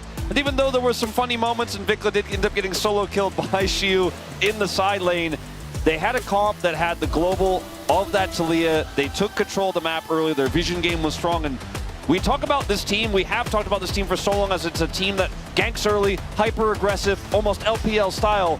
But in 2026, this team also macros, Valdez, and they just did not let go of the map. I mean, it's very obvious that BNK has leveled up big time here at the LCK Cup for 2026. I mean, even getting that game off of Gen G was surprising. DK was also able to do the same. Don't want to take that away from them, but BNK looking much stronger so far here at the lower finals in Hong Kong. Crazy stuff as BNK looking good, but they still have to play through an entire best of 5. DK coming off of a reverse sweep victory against T1. And they have some experience with that, so BNK will have to play it safe and hope not to go down in the long run. As 5 games may await us here, guys, we're going to take a break and go to the space. We will be right back.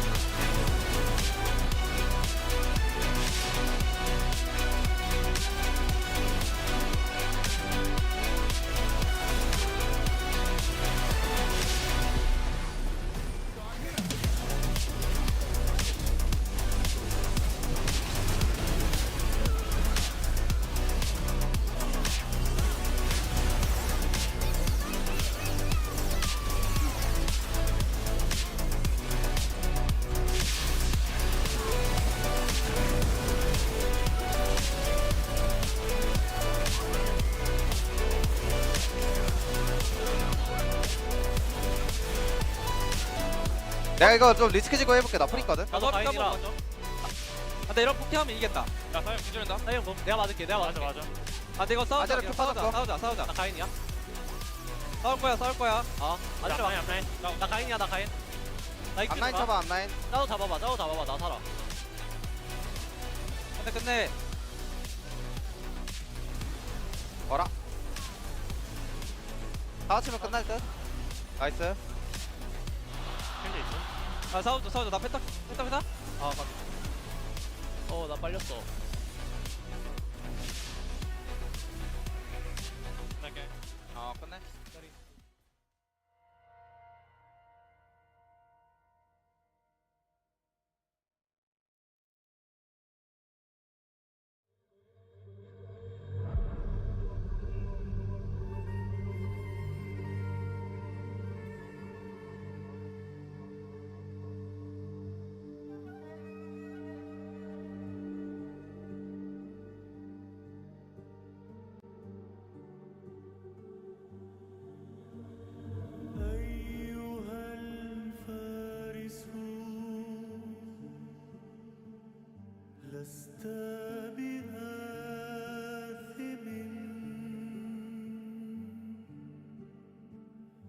إن وزر هذا العالم ليس لك وحدك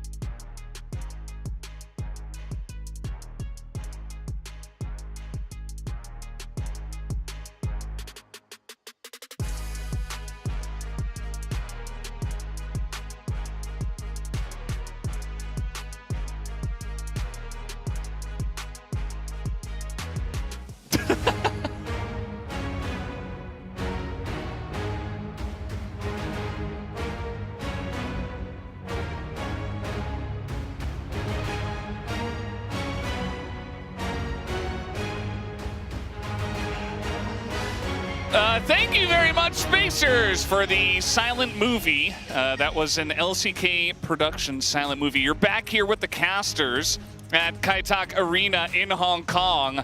You and I actually... They were saying they want to see Rise. I think that's what they were trying to communicate there. You and I actually have very sensitive hearing, so we were able to hear the entire thing. See, I knew. Yeah. But also we could hear you guys saying that. We heard the entire thing until they put their microphones away, in which case it was difficult to hear them. Yeah. Well, let's refocus back to the game, and we do apologize for the audio difficulties that we did end up having there for that first desk. We're moving into game 2. D+, some incidents in the bottom lane, right? I think the desk broke it down quite well, although you guys couldn't hear it. But should we like summarize what they were saying? The TLDR was the catch onto Lucid, and then the subsequent kills in the bottom lane, then the follow-up kills in the bottom lane, are what decided this game. And that's obviously the case. That they felt okay, at least what it did, about the trade and draft where they gave over the Varus, but then they had ways to win, but the bottom lane had to win and at least go even. You know, I guess it didn't necessarily have to win, but they had to not get crushed, but then they got crushed, so kind of the game flew out the window from there. Anyway, we are jumping into the draft of game number 2, and this time, pick second pick, so this has been the trend so far today. BNK will take blue side, so it ends up being the R5 here for D+. The Orianna is taken away. I think Pantheon, surprisingly to no one, will be the second ban, as the meta and bans have been pretty stagnant here in LCK Cup, but I think that makes sense. The Poppy ban's a little bit more unique here. It doesn't necessarily tell us a whole lot, but it could be something like a Lee Sin that is being considered amongst other strong champions that go for mobility. Yeah. And Lee Sin has been very popular in LCK Cup playoffs. Now, Rise is certainly the pick that I think stands out the most, which is likely to be available. The Vi we expected to be banned. We weren't sure if it was going to be by BNK because they have first pick, or by D+. So if you ban Rumble here, they will pick Rise, and it is very powerful. That's why first pick is so strong early in the series. And I don't think there's really any alternative pick here in my mind, unless you want to pull out Clear's Renekton or something like that. That is, again, player specific.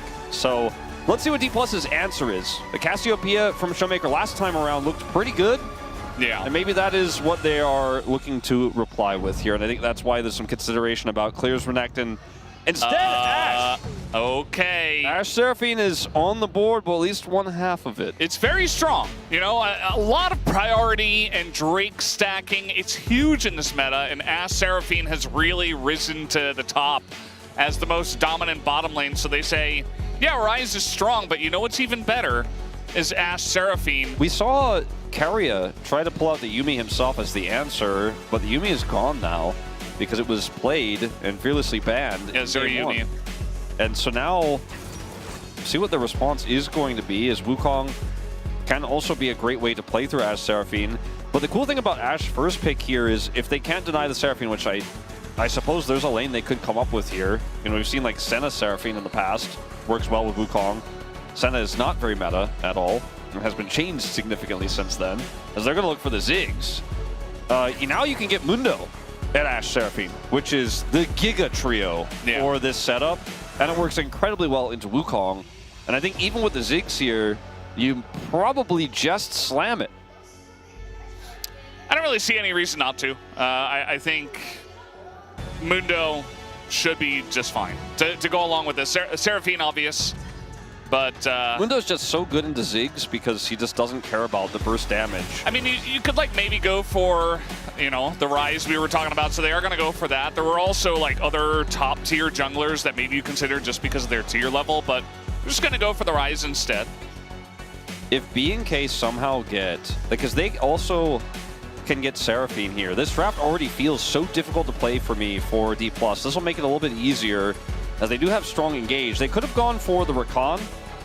Poppy is banned, you know, but again, I think this Nautilus pick gives you so much engage, so much lockdown, but it's still a melee, right? And yeah, I like it on some regards, right? But there are two real threats here already. and you're playing into the Seraphine, so it's going to be tricky. But now, like, Mundo, Sejuani, Renekton also.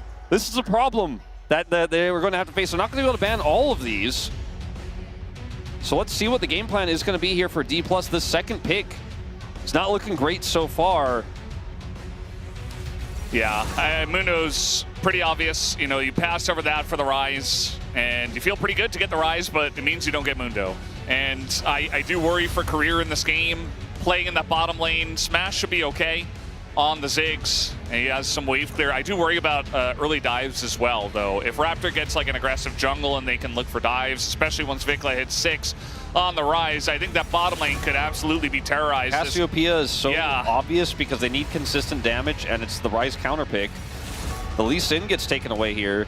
Sejuani, I do think, works well with a lot of champions that are available here for B&K in that top lane, and works really well with Ashe Seraphine. So, surprised to see the Lee Sin here instead. I mentioned it all the way back with that Poppy ban that it was going to be up in stocks, but the ban is pretty crazy. As we'll see what this final ban could be here. If you're playing Victor in this draft as D+, you are real desperate. I don't think they're really worried about that. This Olaf ban makes a lot more sense to me. Nice. Because it is one of the only picks that can just run through that CC and get access no matter what, to then allow the Ziggs to follow up, the Wukong to follow up. The Yone will be taken away. It was something I think Clear could have actually played in this draft if they went the Sejuani route. But this is so greedy. You're playing this into the Ashe Seraphine. Yeah, and into Rise, which you're just going to get bullied early on. Obviously it's Yone for Showmaker, like he can make some big plays later on, but early on, I think DK are just, again, like, Actually, what do they do? What do they do? This is more than game one. I feel such a draft that's grasping at straws for D+. We got a huge cheer in the crowd when Showmaker's Yone is locked. The crowd is ready to see what happens, but we already talked about this. We knew it was coming. We knew it was coming, and I think D+ did as well. They have the counter pick. They picked second pick. But I think getting the counter pick for the Renekton in the face of everything else that's in this draft just feels real rough. And they'll take the Trundle instead of the Sejuani. And that's pretty strong here, obviously, into this draft, and it messes up a lot of what D+ Kia are trying to do. I think that's just fine, you know. And yeah, maybe you get counterpick, maybe you get something like Kennen. You know, there's not a lot of great options for counterpicks into Renekton, who's generally blind pickable. And maybe you could go for like Aurora or something. Gwen actually, I do feel is quite strong. The Aurora you mentioned is what they opt for instead, and she has mastery of both, and so both options feel really good in terms of consistent damage output. The Aurora damage output is a little bit more burst oriented, so fits the comp in that theme where you're looking for the Ziggs bomb, you're looking for the ult that you get dropped here between worlds from Xiu, and then he drops the weirding, and he's doing massive amounts of damage to anyone who's caught inside, and then the Yone follows up, sets it all up with the Wukong ultimate. The problem is Seraphine's just kind of looking at everyone running towards you in those types of choke points and those types of narrow engages that you're looking for, and she loves that. Yeah. That's where she thrives. A pillar is looking at that the same way. Oh, you're all trying to funnel through this one choke point to set up a really nice combo. It'd be a shame if there was a pillar in the way to interrupt all of that. Well, you know, DK, their drafting seemingly got better in the second half of the series against T1. Even CV Max said it himself in an interview. He said, you know, I think you guys played well, but I think the drafts kind of handicapped you in the first couple of games. He said that about himself playing up against T1. So, you know, I think you and I are kind of on the same page where I think BK's drafting has just been a little bit better. They have more obvious team composition, identities, and stuff like that, whereas DK, you know, they have ways to win, sure, but just doesn't feel like they're getting very many edges here in the draft compared to B&K. So a lot on the line. They don't want to fall behind 0-2 again, but we'll see if that indeed happens as we hop onto the rip for game number 2.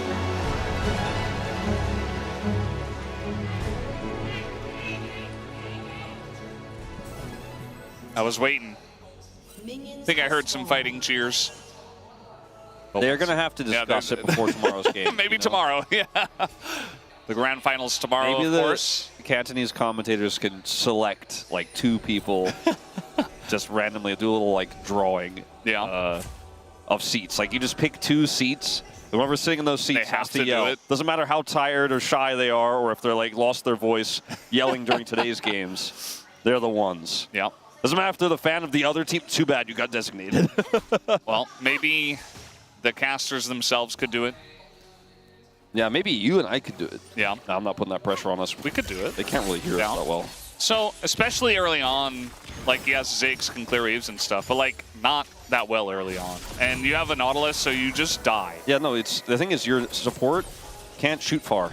That's the thing. Can't shoot at all. That's the thing. He can't hit from range. And if he hooks, he's putting himself into range to be hit more often by the two ranged champions that are on the other side. So yeah, he will choose not to do so for obvious reasons.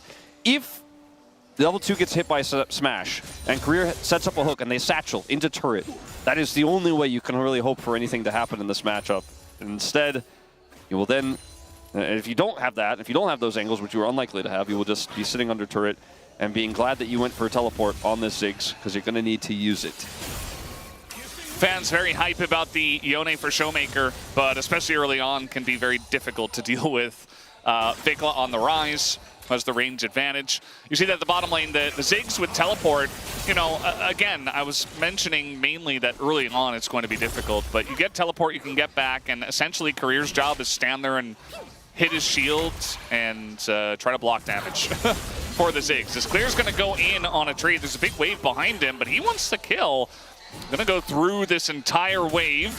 Gets the heal from the wave as well. That's really well played there from Clear. That's how you want to play this one. Didn't have the empowered Q, but it's still a big one, and now has this wave here he can hit again. He lost all the minions under turret, though, so it's a good trade, but at the end of the day, it's not going to be catching up in that CS number very well. Lucid's also coming up here. Pretty interesting. I think he expects Clear wants to go for another all-in, perhaps a flash-empowered Q with full Fury, and he wanted to punish it. Not going to happen, though, as Clear's just... He's too low himself, I think, to actually try to make that type of play. Yeah. But Lucid is still just prepared for that possible eventuality. So Raptor hanging around the bottom side of the map. And Vikla level 4, though. So I feel like it's still a little bit early if you're going to look for dives. And in fact, Smash and Career have been able to push out the waves, so not in danger of that right now. Showmaker got a very good trade in mid, though. Yeah, and ultimately, if you look at the CS between the top laners on this crashing wave here, it's not too bad for Clear, all things considered, in a matchup that is very difficult to play out early on. This is, again, arguably some would say Clear's best champion. I think I might be in the sum. I like it alongside his Gnar. His Rumble has been one of his best on his best days, obviously. Rumble's not a champion anymore, actually, Wolf. Yeah, because it gets banned every single game. Yeah. So don't have to worry about that. Maybe in Game 5 or Game 4 if they really want to ban out other stuff, but it seems very difficult and dangerous to leave that up. Showmaker does have a pretty hefty wave to catch here, which would even up the CS significantly if he could do so. He's doing a really good job in this lane. You know, I was expecting him to have a lot more trouble than this. As we watch him miss quite a few of these under all that pressure, but like you said, better than expected. Vikla's really putting the pressure on here now, though. It's a tough matchup because your melee and Ryze has great wave clear, so every time you try to play to your Unbound Soul, you're taking so much damage from minions. Smash has already used his teleport, and he is supportless, so Plate Gold is just raining upon Diablo and Kellen here early on. Yeah, raining from the sky. They're just sitting here saying, you know, it's raining outside a little bit here in Kowloon, and we're going to drop plate money on you as well, as Kellen does not quite connect there.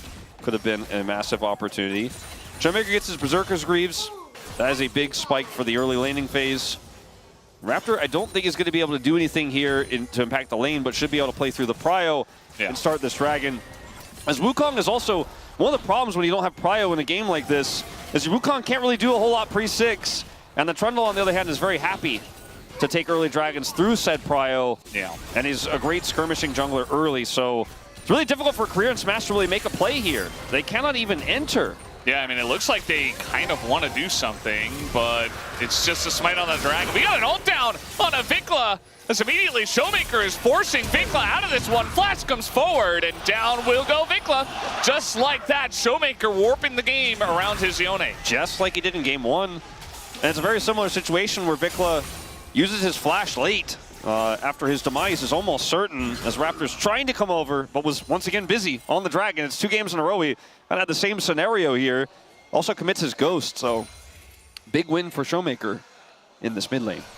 Showmaker's just not missing Q3s. And the same thing happens here in this replay. Just on the edge of it, turns it into the ultimate, and Vikla is dead. Vikla opts, though, to flash and Ghost when Lucid is right there. And Raptor had it. I think he was a little bit tunneled there. Either way, still has the early game Rise power, but feels a little bit less now. I don't know what's gotten into Vikla, but he's on the big stage, and he's trying to make big stage plays. But to us, who are feeling a little bit more calm than him right now, it just feels like he's being a bit over-aggressive. And, you know, it can pan out well if you do end up making the big play, but you got to be careful about giving Yone any into this lane, because now he's ahead in gold. He's tied up the CS, essentially, and having that Rise power is going to be significantly delayed, and the Yone can do stuff, as we do have some pressure in top lane. Clear. Gonna zigzag back and forth, even flashes away. Career kind of reconsidering it, but is gonna go in with the flash and the dredge line, and he does not miss those, and will pick up the kill here for Xiu. Huge win for Career, playing so confidently on this Nautilus pick again. Hits the dredge line. Renekton's hurt box is quite large. The dredge line also can be pretty easy to hit on a target like this. It has a pretty big hitbox itself, but for Clear here, he flashes pretty early because he wants to build space. Unfortunately, it's still slowed here by the ultimate from Xiu, and then Career, he tries to sidestep it. If he sidestepped it anymore, he would have died anyways. Just really good timing here from Career, and they've been judging the aggression from Clear very well this game so far, and now it's a 20 CS lead here, and D+ pull ahead 1,000 gold off of these 2 kills. Yeah, I really personally liked B&K's comp, especially early on. But, you know, having the Aurora to deal with the Renekton in top lane has helped out DK a lot. And also, I feel like DK are just playing better than League of Legends so far. And the draft is what it is, but, you know, you got outplays from Showmaker, you got great plays from Career with the great roam timing up to top lane. That's how you're going to win with a comp like this. And yeah, you know, some of those draft issues will still be there, like the Seraphine and the Trundle into so much aggression. But, you know, if you get ahead, maybe you can warp the game around yourselves. I definitely am picking up what you're putting down, and I do look at this. Okay, Smash, let's see. He's fine. I mean, there's so many things he has to dodge, by the way. The arrow is still there. The Encore is still there. It is pretty tough to play out. He is massively behind in terms of farm, and he wants to defend these plates. There's a lot of factors to consider here. I think for Clear, that was a really nice play from Career, and she helps set it up. I definitely feel less bad about that one. For Vikla, it kind of felt like he had the blinders on a little bit with his overextension there, and then the commitment of the summoner spells. Gonna have to tighten that up a little bit, but still, even with this gold deficit, composition-wise, B&K feeling very comfortable in this early game. Yeah. And we'll see what happens with this Trundle taking the jungle away from Lucid as well, because this Prio on the bottom side is so oppressive. Yeah. They can walk up to Wolves and say, I mean, are you interested in contesting this? Let's find out. No. There's the smite. And Raptor still a subjugate and flash. I think he's totally safe. Like, he's just going to use it there. We get the charm onto the Nautilus in the bot lane, by the way. It looks like he is okay. And it's actually Lucid who's in trouble, although Vikla kind of just goes over to the right side, maybe fooling them with the clone a little bit there.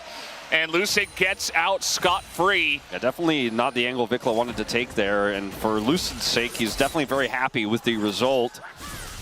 Like you mentioned, the charm did go down here in the bottom lane. With these summoners down, actually, or these ultimates down, it's a lot more comfortable for Smash, but he has to be careful still. Yeah, Smash walking up in a melee, well, into range of Ashe autos is not what you want to see.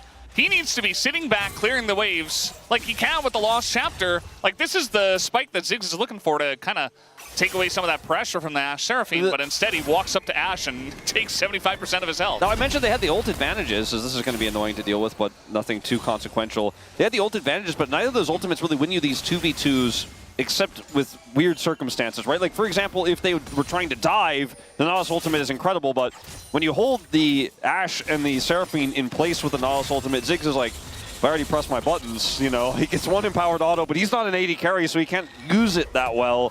And I think he was still playing as if he was an AD carry and not an awesome dude, if you know what I'm saying. Yeah. And they ended up getting pretty punished there. Now, neither of these bottom layers had to expend critical summoners after that.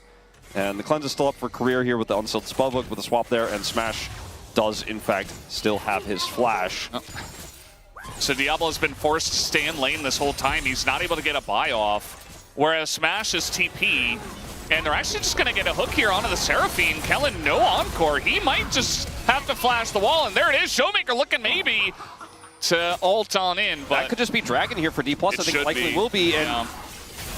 It was really good pressure applied there by the bottom duo. Like you mentioned, the TP is there for Smash. He's going to use it to come straight back to lane, so he can push this wave in and out. Hextech again. It is Hextech again. Now Diablo has to make a tough call. Does he want to back here with low mana or stay?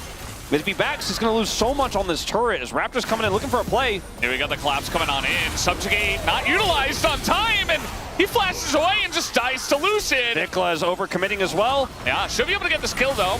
We'll see what happens after that, as he will flash the wall and get away. All right, I spoke too soon on that one. His flash is going to be good over the fat wall there to escape. But D+ are really starting to generate some massive advantages here in this game. Now, the bad news is that a lot of that is on a Wukong. It's not going to be utilizing the gold in a bad way, but he wanted to have it elsewhere. As this commitment was a bit bizarre to me because Vikla is so far away and you're playing into a Wukong. The Subjugate was late. Diablo doesn't have mana and he was not in position to follow up. I think Raptor really just very ambitious with that one. Vikla is at least able to save it and get out here. He doesn't have teleport, so it's not the greatest for him, but at least he picks up some money and will maintain a gold lead now over Showmaker. This Ashe, though, is still the biggest problem for D+. And compositionally, if they can get further ahead here, maybe the burst will be enough to get through these Seraphine shields, and they may just not care about getting encored as they move forward with this Yone Wukong. Yeah. And Shiu is still, I mean, he's the one who has the biggest gold lead here for D+. Has generated it through this lane alone. That early kill and the 30 CS advantage he has now, 35 CS, is pretty big. But let's see what happens when he joins team fights. Because right now he's also holding a bounty. Needs to play carefully in these upcoming fights. I think the Herald fight is going to be the first real, true fight we have of this game. Yeah. And it just feels like DK are playing much better League of Legends here in game number 2, especially compared to the first game we had. In this Ashe Seraphine, yes, they're ahead, but not that far ahead. Not as far ahead as you would expect, as we have a committal here, and Career's just kind of getting left out to dry, as Showmaker's like, sorry, buddy, way more than I expected in this fight, and I'm just going to ult this wall and get away.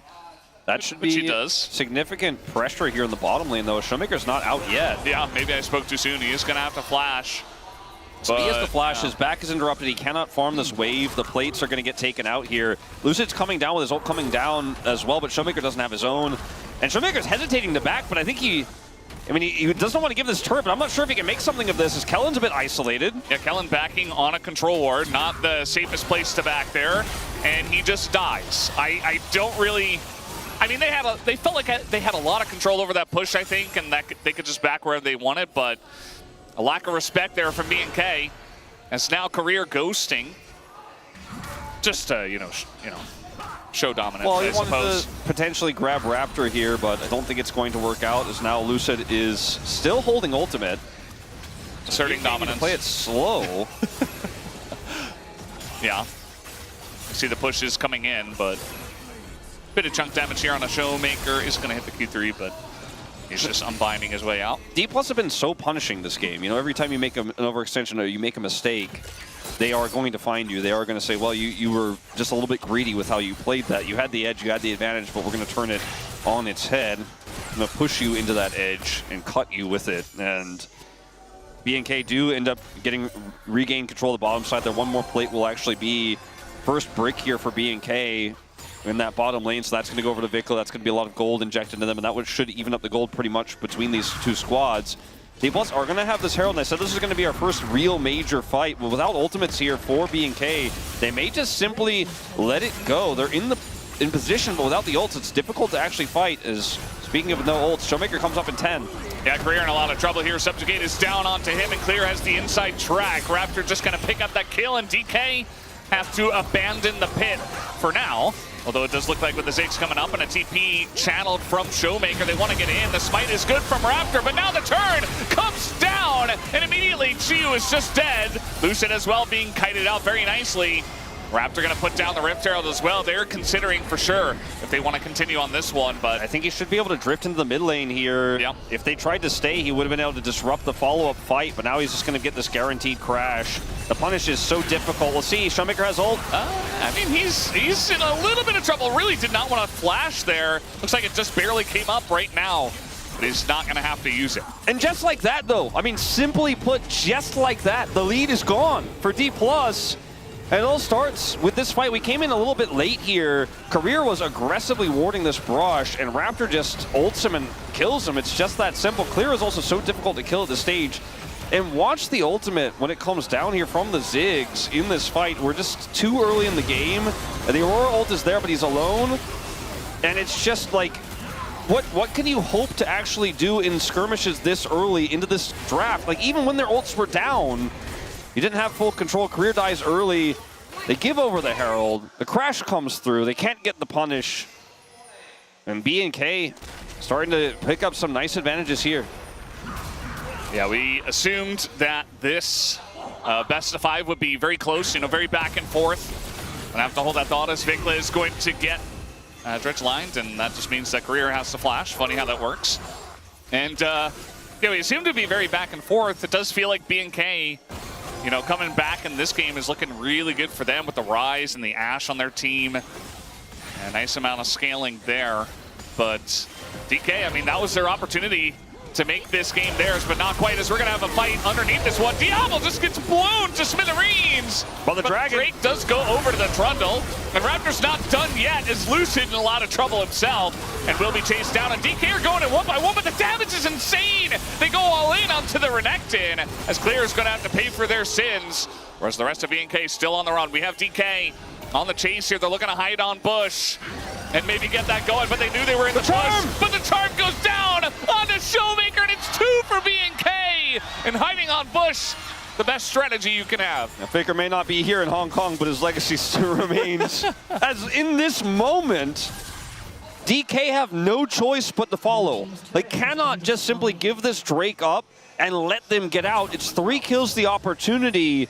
But unfortunately, and Smash forced to flash here. May still be dead. I think he's just dead. Nowhere for him to go. Vikla is unstoppable. 5-1 on the Rise. He's 2,000 gold plus ahead of his opponent. And in this fight, he's the one who does the majority of the damage, as Diablo is collapsed on here. So much is used to kill the AD carry. And the Renekton, who shows up mid-fight here with tons of fury and is in the backline, is just so incredibly difficult to kill. And even though Vikla's on low health, he is just pumping damage constantly. And then here the call is made. Look at the ult for the Seraphine. Kellen gets it at this exact moment. They make the call to hide and look for the turn. They pick up the final kills there. And that may have been the back-breaking moment. And this is just insult to injury. A Smash gets over the wall, but still gets rune prisoned and is taken down. As this lead is exploding now for BNK. Double what it was moments ago, but the map control is real. Look at Lucid in a lot of trouble on the Raptors. Oh, that was a big bomb on a Diablo. And he nearly just dies straight up to Smash. Meanwhile, turret, so some of that lead has diminished a little bit here. Good barrier from Diablo keeps him alive. I feel like this game is on like the knife's edge, like, of Yone's sword right now. It's such a thin margin. But it's every fight that you see is so decisive one way or the other. Every single moment you feel like, okay, this is, the control has been given, but then there's an outplay on the other side. Or, in some cases, a bit of an overextension. Yeah. You can see the lead for Shiyu in terms of experience over everybody else was so massive, but Vikla is now really caught up. And it's just about, what, 5%, 8% behind him in experience. Nearly a full level ahead of Yone. NT did not finish the stacks on, the Rod of Ages. They're just going to go for this in 20 minutes. Both of their soul laners in bottom lane have TP. Yeah, it's on Vision. I mean, they saw this happening. And TP's going to be used, only one of them, notably. Well, so they use one, and that stops them from taking the... Well, I say that. Shiyu does commit his anyways. Yeah. And now we're going to have the Dredge line in onto the Trundle. The arrow hits nobody, and Showmaker goes super deep for tons of damage. But now out of position, has to flash. Smash doesn't have his, and he will get smashed down the bottom lane, and DK is gone. And BNK will get something for their troubles. I mean, at the end of the day, these are the types of problems we raised when we were looking at these compositions. How difficult it is for D+ to be the ones to come to the play and make that aggressive move when they're so heavily melee. It's very challenging. And even the Aurora, who isn't melee, has to do so much upfront burst at low range to be relevant in these fights. And she went Leandri's, so the burst is not as strong as it otherwise could be in this game. So, like, watch this fight break out. D+ are challenging for position. Career goes in initially, but how do you actually fight this from here? Showmaker has to go in alone. Where's the follow-up damage? There just isn't any. I think Showmaker should have played this slower. Kellen, also, by the way, incredibly patient in this fight. Just waits, holds his ultimate. He's like, I'm just going to make sure the fact that I don't ult means that Showmaker's the only ones going in. Now they're split up. And he uses it to clean up the kill there at the end, but there was just no real angle for D+, no opportunity for Xiu to make a big play. And if fights keep going like this, the lead will continue to grow. 40 seconds until this next dragon, and D+ do have control over the bottom side of the map to a pseudo extent here around this red buff. I mean, obviously Clear is pushing out that bottom wave, but they can try to collapse onto him, and that could be a big opportunity for the dragon. They're going to Hex Gate out instead. If BNK get this, the amount of control they buy on the map is insane. This Trundle has a frozen heart. Yeah, I think from ahead, this comp is just so oppressive, and Xiu, standing on vision, doesn't know it, and gets caught in a really rough spot. I mean, that's the worst timing as well. We just realm warp into the Baron Pit, they say. The vision game has been insane for BNK this series. They have wards everywhere. They're always watching you. Their Baron damage is really strong. Even the Trundle and the Ashe Rise goes without saying. You see Lucid, he's going to have to go for it. He's going to have to pull out the big smites just like he did against Owner. Flashes into the pit. Tons of burst damage does come down as they try to go deep for Diablo, but Diablo stays alive. And they do get the kill on a Clear, though. BNK not in the best of spots. Smash kind of ruling the Rift right now against all these low health bars is going to push them off the objective. So it ends up being a trade here. Trade up for BNK with a kill on Xiu, but Dragon on the cards for D+, and they end up getting them off the map. So there's just so much extra tempo that's now gained here by D+. As a division game, I mentioned, look at the whole map what's happening. I guess we know what happened to Xiu, but the vision, like every entrance to every river, there's a ward on it. BNK find their opportunities. Now, this does not end up being the highest value ultimate here from Kellen. Only hits the Nautilus. And this means that Lucid is completely uncontested as it goes on to Diablo. And Diablo's health bar being low is the biggest problem here. Is Clear tried to trade his life bar to then give him the opportunity to clean up the fight, but he was too low to do so. And the Dragon is not taken by D+. They were unable to do so, and now they're going so aggressively to try to start these fights. I feel like it's BNK. You gotta let DK come to you instead. They're just running into the jungle. The Vinklet's gonna go down, and immediately Showmaker picks up a huge shutdown. I mean, they don't have their critical tools in this fight. They don't have the Encore, and Vinklet is still. I mean, look, he was massively ahead. He's still 1,000 gold ahead in this game, but you're not so ahead that you can just walk into 5 without any support. So forced.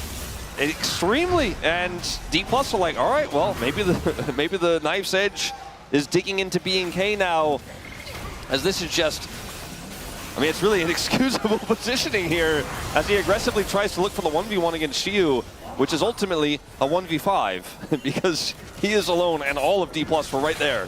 Yeah, I can understand, you know, Vinkla, he feels extremely strong. He had Actualizer as well before he died, and he's like, I will blow anyone up that tries to face check me. But the rest of your team wasn't there, and you need more tools to get all of the threats of DK off of you. And if DK come together and they burst you down, like, what are you going to do? So I think his idea is if I kill one person and I barely live, or even trade, that maybe buys enough time for Kellen to get his ult back up. And or even chunk one person out, you know? But it just didn't work that way. They weren't close enough to help bail him out of that. It's just a misjudgment. And Baron is still not taken, right? Dragon goes over to D+. We're 2 Drakes apiece. I think the issues compositionally that we've talked about so much, this game still exists for D+, but they've kept the game interesting. This Wukong has been the biggest threat so far for Diablo, who's getting stronger by the moment, has IE, has his 3rd item. Yeah, I mean, the Ziggs as well. Like, we haven't talked too much about Smash, especially when he's aggressively satcheling and then just dying immediately.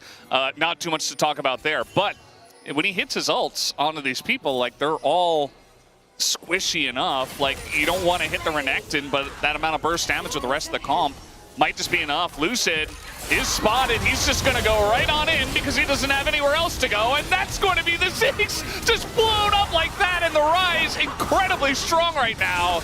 And that is what Vikla is capable of on this pick when he is very fed. Is now going to go on in. The stun on the Showmaker, though, and that means he misses entirely, trying to be the hero. Meanwhile, Xiu trying to 1v1 Vikla. I don't know about that one, buddy, as the map is falling apart for DK, and maybe now BNK can take the Baron. It looks likely. There's just no one to stop them. And I'm not sold on that Lucid flank there, because you're playing into this comp. You need to be able to get, like, if you can set this up where Smash is there and you can satchel somebody or Career's a little bit closer, then I'm kind of on the same page with you. But in this case, he just goes in disconnected from the rest of his team. Vikla says no to Smash. You cannot join. You're not going to be a factor here. And just like that, BNK look at Lucid the same way I am, kind of going, what was your plan here? And then this stun ruined Showmaker's setup, and Diablo just sidesteps. But even if he gets the kill here, then how much it really turns the tides of this game. At least it might have slowed the Baron that is almost certainly already smote in live. Yeah. 2:30 on that, and the power play is ticking. BNK have pushed themselves up to a 4K lead here, and they're looking to really squeeze D+ out of the rest of this game. Yeah, they definitely have the tools to do so. It was really unfortunate to watch Smash in that last fight. He's trying to follow up on this very like ragtag forced engage from the team, from Lucid, trying to get that flank, and then he just runs straight into Rise, not realizing it. Like he's got his map, he's got his vision on Lucid, and he just runs straight into Rise and dies. Like it's little or big mistakes like that that are going to get you in trouble. And obviously, Rise can be difficult to get away from when he ghosts at you, but it needs to be a little bit cleaner from DK if they're going to have a chance in this game. But now, might be a little bit too little too late. That's a Renekton with half a Fury bar. He's not too worried about getting dredge-lined, as Vikla does insane amounts of damage to turrets as well, and has this Baron buff on his side. They're just winning all three parts of this in the 1-3, so to speak, here with a three-man in bottom lane. Oh, shoot. Okay, well, he's desperately trying to clear the cannons, and instead he cleared his own health bar. So, yeah, maybe they're trying to collapse here on the bottom side, but everything is seen. The vision game, again, for BNK is just, they're doing their due diligence everywhere. They leave no stone unturned, and so this Wukong flank is just caught out immediately. Now they're looking for a TP flank. That's out of vision. Yeah, Grio's getting burst down in the front part of this fight as they are going to get the flash out of Diablo, and immediately Showmaker just dies as maybe they take out the Ash. So Xiu does get on the flank here, and now Vikla is underneath the turret, does an insane amount of damage to Smash, and maybe he is the one that can break open the space. Down will go the Renekton. They're still chasing under the turret. Guys, you're going too aggressive. I know your team is BNK Fear X and you don't have fear, but come on, guys. You didn't have to do that. They didn't have to. I don't know if it really matters that much, though. Just like game one. And in this moment, Diablo's flash feels like it's the last potentially tense moment in this game where they want to follow up. He flashes this, it's done. He doesn't get caught by Showmaker. There's no follow-up anyways. And Vikla, yes, he roam warps into practically the fountain in this one, but he has Zhonya's. It doesn't matter. Clear is so big that even though Smash dies, he absorbed everything, did so much damage with Vikla anyways, and this is just a compositional difference. I think with less tools here, less peel for BNK, playing like this would have gotten them punished way more severely, but they can kind of just do whatever they want at this point. There's too many outs, there's too many freebies, and this should be soul point for them as well. Yeah, they got the inhibitor on the other side. Like, they were already saying, like, we got Baron, we use it to get the inhibitor top side so we can have prio for the Dragon guaranteed, where you have to deal with the top wave. Yeah, on the side of BNK, like, we talked about this draft-wise, if you get behind against Seraphine Trundle, you don't get to, like, play team fights on your own pace. Like, DK, I feel like, have been lucky, and they've been proactive, at least in the early to mid parts of the game, to make some plays. But the second BNK kind of lock things down, they play a little bit safer, and they, you know, get a lead. it just feels almost impossible. There's no flank angle for Lucid. Showmaker's running in a straight line at them. By the way, 3 levels behind Vikla right now. So the Yone's not really having any angle. And yeah, you got like a nice flank in the last one, and honestly, the fight was closer than I thought it was going to be, but they also dove the turret. So again, it didn't have to be like that. And I think BNK, after that happened, are playing a little bit more respectfully now. Yes. At least they haven't dove any turrets in the last 2 minutes. So there's no Baron buff. There is no objective. Yeah. There's no Otacon. Wait, where'd he? It's been gone for a little while, Valdez. Oh. We said I see. We said best of luck in your future endeavors at Kespa Cup, and he hasn't come back since. This is now for BNK just utilizing vision control. Like, this is one of those patience tests that you have when you have a lead like this at 31.5 minutes in, where there's nothing to take. Your siege is okay, but it's not enough to just outright group as 5 and end the game. Just have to continue to play through vision and set traps and make sure that D+ can't get back into the game. For D+, you just keep farming, and you go, well, our Ziggs is getting stronger, right? Our Yone is massively behind, but that means less and less every 5 minutes that passes. Yeah. And you just have to hope that BNK mess up this Baron. You can get that punish here. You can slow the Baron down, buy more time. The inhibitor's up in 2.5. It's on the same side of the map as the Baron, so you can clear that while also grouping to challenge Baron. It's not a great position for D+. It's a really rough one. It is nigh unplayable. However, the fact that the Nexus still stands, the fact that 2 inhibitor turrets are still up, means that they can give this one more big fighting chance. Lucid is going to have his flash relatively soon, and he has GA. So between him and the burst follow-up that this draft does have, if they are not respectful, again, BNK could toss this game away. I wouldn't predict it. In fact, it's hard to imagine it, but there's still hope here if you're a D+ fan. Yeah. Always hope until the Nexus explodes. We learned that multiple times, even in this exact LCK Cup, amongst multiple teams, as they're going to try to arrow in SU, but just a little bit faster than Diablo expected. Luckily for him, he's level 16, and that arrow will be back pretty quickly. As Lucid, again, he's the main character here in terms of setup engagement. They're just going to jump over the pit wall and start the Baron. They have so much Look at this damage.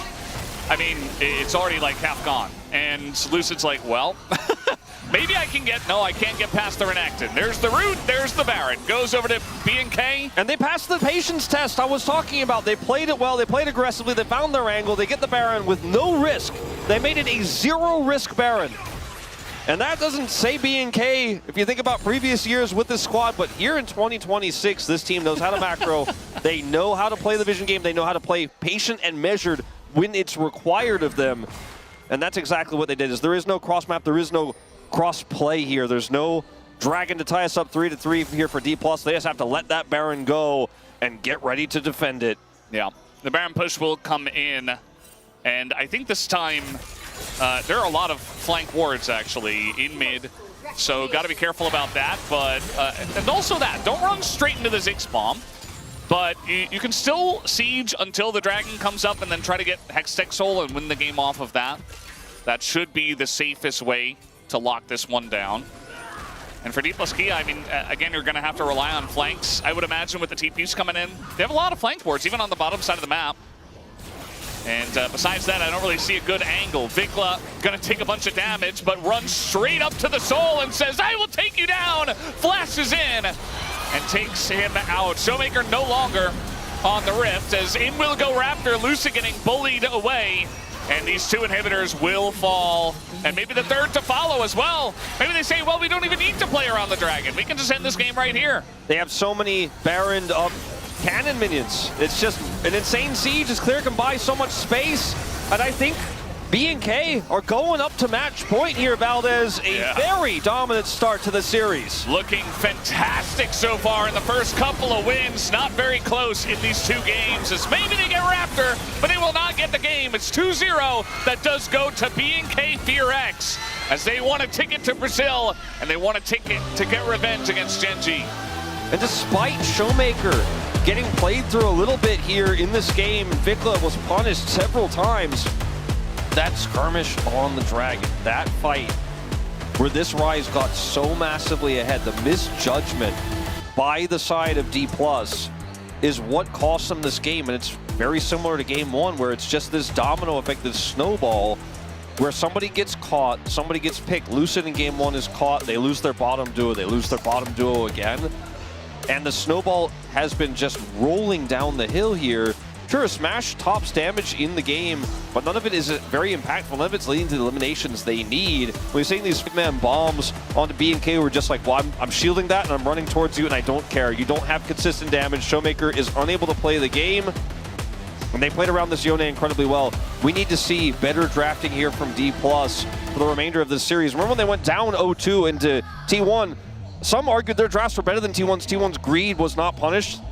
In this series, though, they are not looking good in the draft department from the first two games, and now so many champions are removed. Yeah, they've been struggling a lot in that department, but BNK sitting at 2-0 and looking like the big favorites to end this series very quickly. And we'll see if that does happen after the break.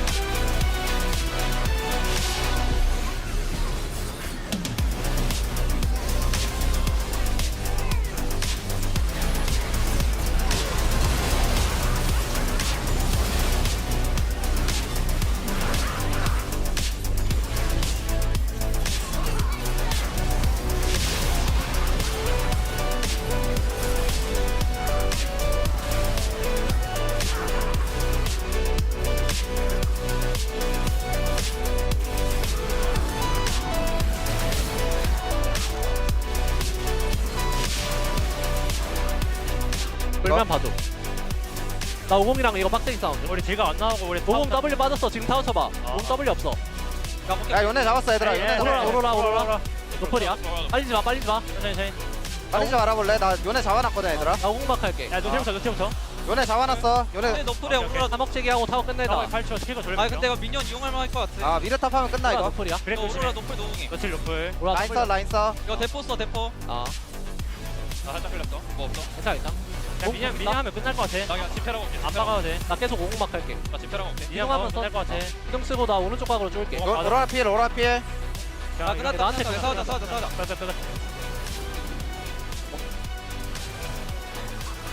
아니야?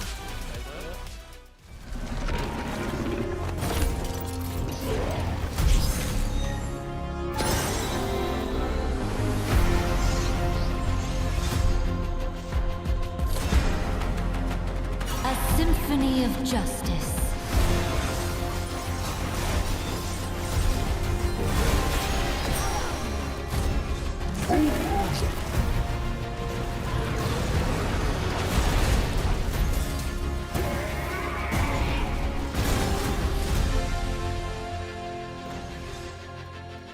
Demacia must lead by example.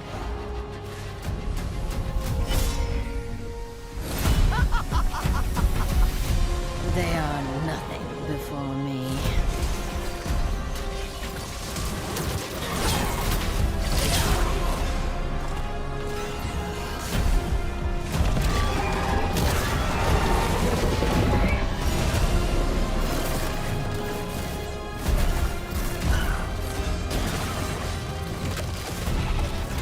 The fall inevitable.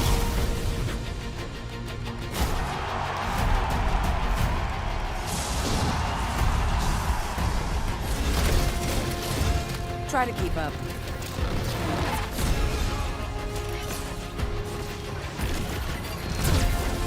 Every death is a sacrifice.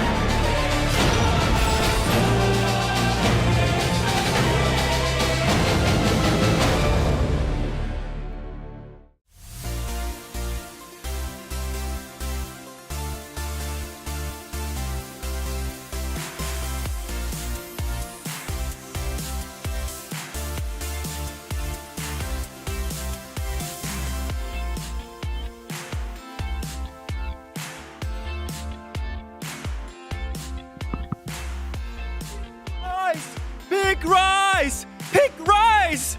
Oh, do you hear me now?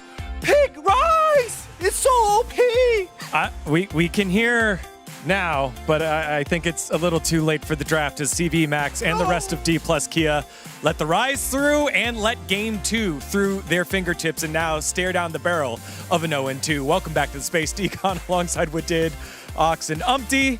And I even cosplayed. Yes. I tried to give them a message that Rise is OP. Can you do the Rise again? Like, do it. so loud, so Rise, no? No, open the book. Look, I think we can all agree it was very clear. It was very clear. WEQ, W. Which one's Q, W, and E? I just see you just kind of. Yeah. I just see you doing this action. I think we can all agree it was very clear what we did was trying to say, even though we couldn't hear him before.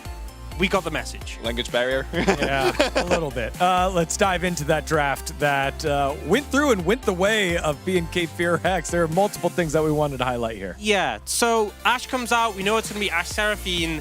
And they go for Wukong Ziggs. And the intent of D+'s draft is, hey, this composition is going to be very hard to beat if we let them live, because they're going to get a lot of value out of the sustain from the Seraphine in the late game.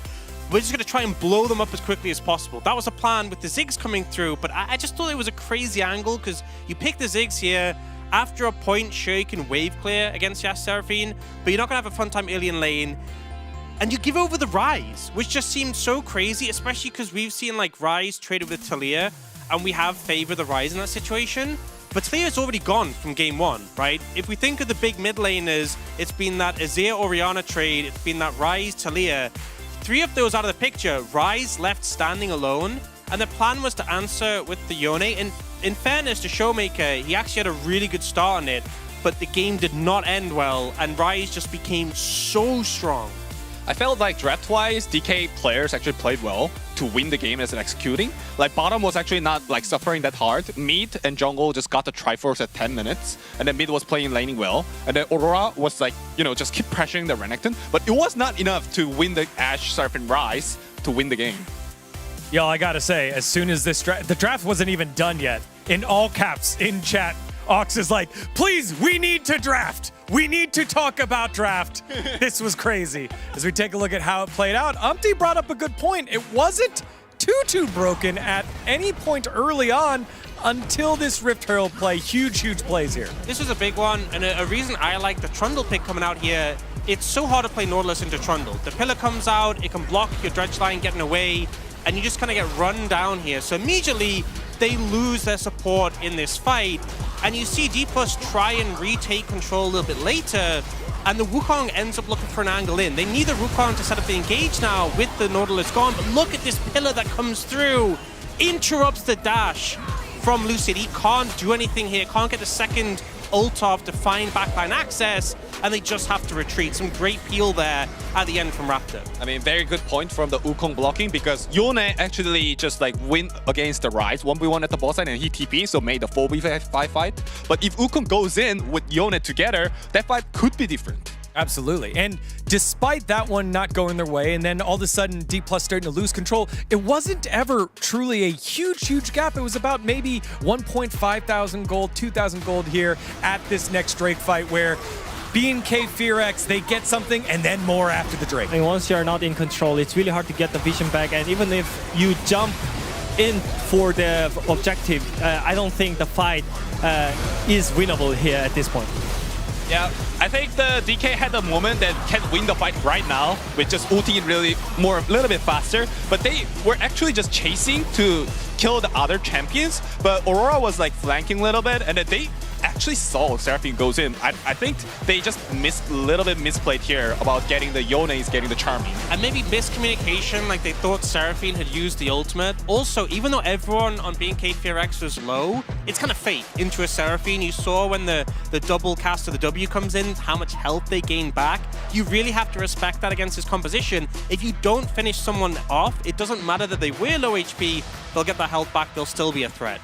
Such a panic situation from DK players, but not only the players, but also the coaching staff. I feel like CVMax, he's too optimistic sometimes when it comes to the draft. Like he's always thinking about like players can do so much better. But I think this draft was really, really hard to play around. Like you just gave Ashe, Seraphine, and Rise.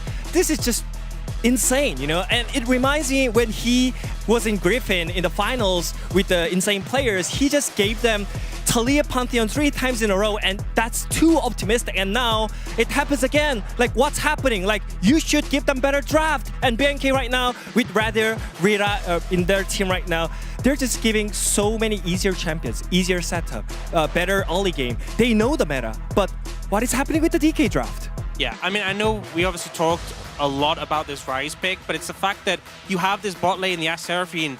The way we've seen to combat it has been to gank it, you know, to send members down. Rise is one of the picks that can actually do that. You get Prio in the mid lane, you move down with the Realm Warp. When Rise is on the other team, how is Yone ever supposed to do that, find that angle? I think it was just a big draft advantage, and even though D+, as Umti said, had advantages in the early game, it just wasn't enough. Yeah, D+ Kia selecting first pick, BNK Fearex going to blue side. I think for me, when it comes to just the compositions of these teams, Ziggs, your hyper carry who is a playmaker, who likes to play on the edge, kind of like Diablo, maybe not as aggressive, is on Ziggs. I don't want to see that. I want to see him in the face, making plays and asking questions of BNK Fearex. Make them earn it. Don't just give it to them. And now it's the opposite side. D+ Kia, no games to give. Down 0-2, will have to complete a reverse sweep. Let's see if they're able to start step one here in game 3, or BNK Fearex move on to their first ever international competition with the victory here, buying a ticket to first stand and the grand finals. Let's find out who's he send it back on over to Valdez and Wolf. Thank you very much, Spacers. We're getting ready for game number 3, as the fans are hoping for BNK to make it over to first stand. And with one more victory, they will do just that in a 3-0 fashion. But DK, they find themselves back against the wall once again. They were down 0-2 against T1. They're down 0-2 against BNK. And they've chosen first pick, having the kind of opposite read of everyone else throughout this entire tournament, opting for blue side almost exclusively throughout the group stage, and then later on in playoffs often going for second pick early in draft, unlike most teams, and then later in draft going for first pick. We'll see what happens with this draft here and what their read is going to be coming into game 3. Because while I think in isolation the drafts have been fine, they have been really tough to pilot into what we've seen from BNK in game 1. Massive prio deficits, and then in game 2, a heavily melee composition with Ziggs on top into the Ashe Seraphine. The Rumble will stay banned. Twisted Fate also taken away from Vikla. I think that's fair, especially from the first pick side, but does mean they're going to be looking for one of these picks. I do wonder which one it will be. Pantheon still left up so far. Poppy as well was banned, and Bessa and Lucian. That's a great ban though, I think, into Diablo, and one that I think D+ may have to go for the rest of the series, unless they want to put Smash on the same pick. It's just such a strong pick for him, and he has warped so many games for it. And once again, 3 in a row, the Ambessa will be taken away here from Shiu and Lucid. So you chose first pick. You opted into it. What will that first pick be? A little bit less obvious here than it was in the last 2 games. Because yes, you have Pantheon, and it is the highest tier jungle that's left, but you don't have the Talia anymore. You don't have the Rise. You don't have that strong global rotation power with this Pantheon. It's still strong in its own right, but not as strong as it was earlier in the draft. And now the Yunara will just go over and return, and maybe they'll scrap a Lulu with it, Valdez. And I worry already for D+ when I see this duo on the other side. Yeah, it's very difficult because there was just so much left up. I mean, even Poppy's available if BNK want to play that a little bit later on. If DK overcommit into aggression, which, you know, they might just be able to do here with the Pantheon. Pantheon. Gotta be quirky, Nico, right? Like, that's the only option. You've got to slam that down. And you're going to have to trust Career is going to pull it off here. It is so incredibly difficult if you fall behind. They're going to go for the Nami instead. This is a Career favorite. He has 100% win rate on Aftershock Nami as well.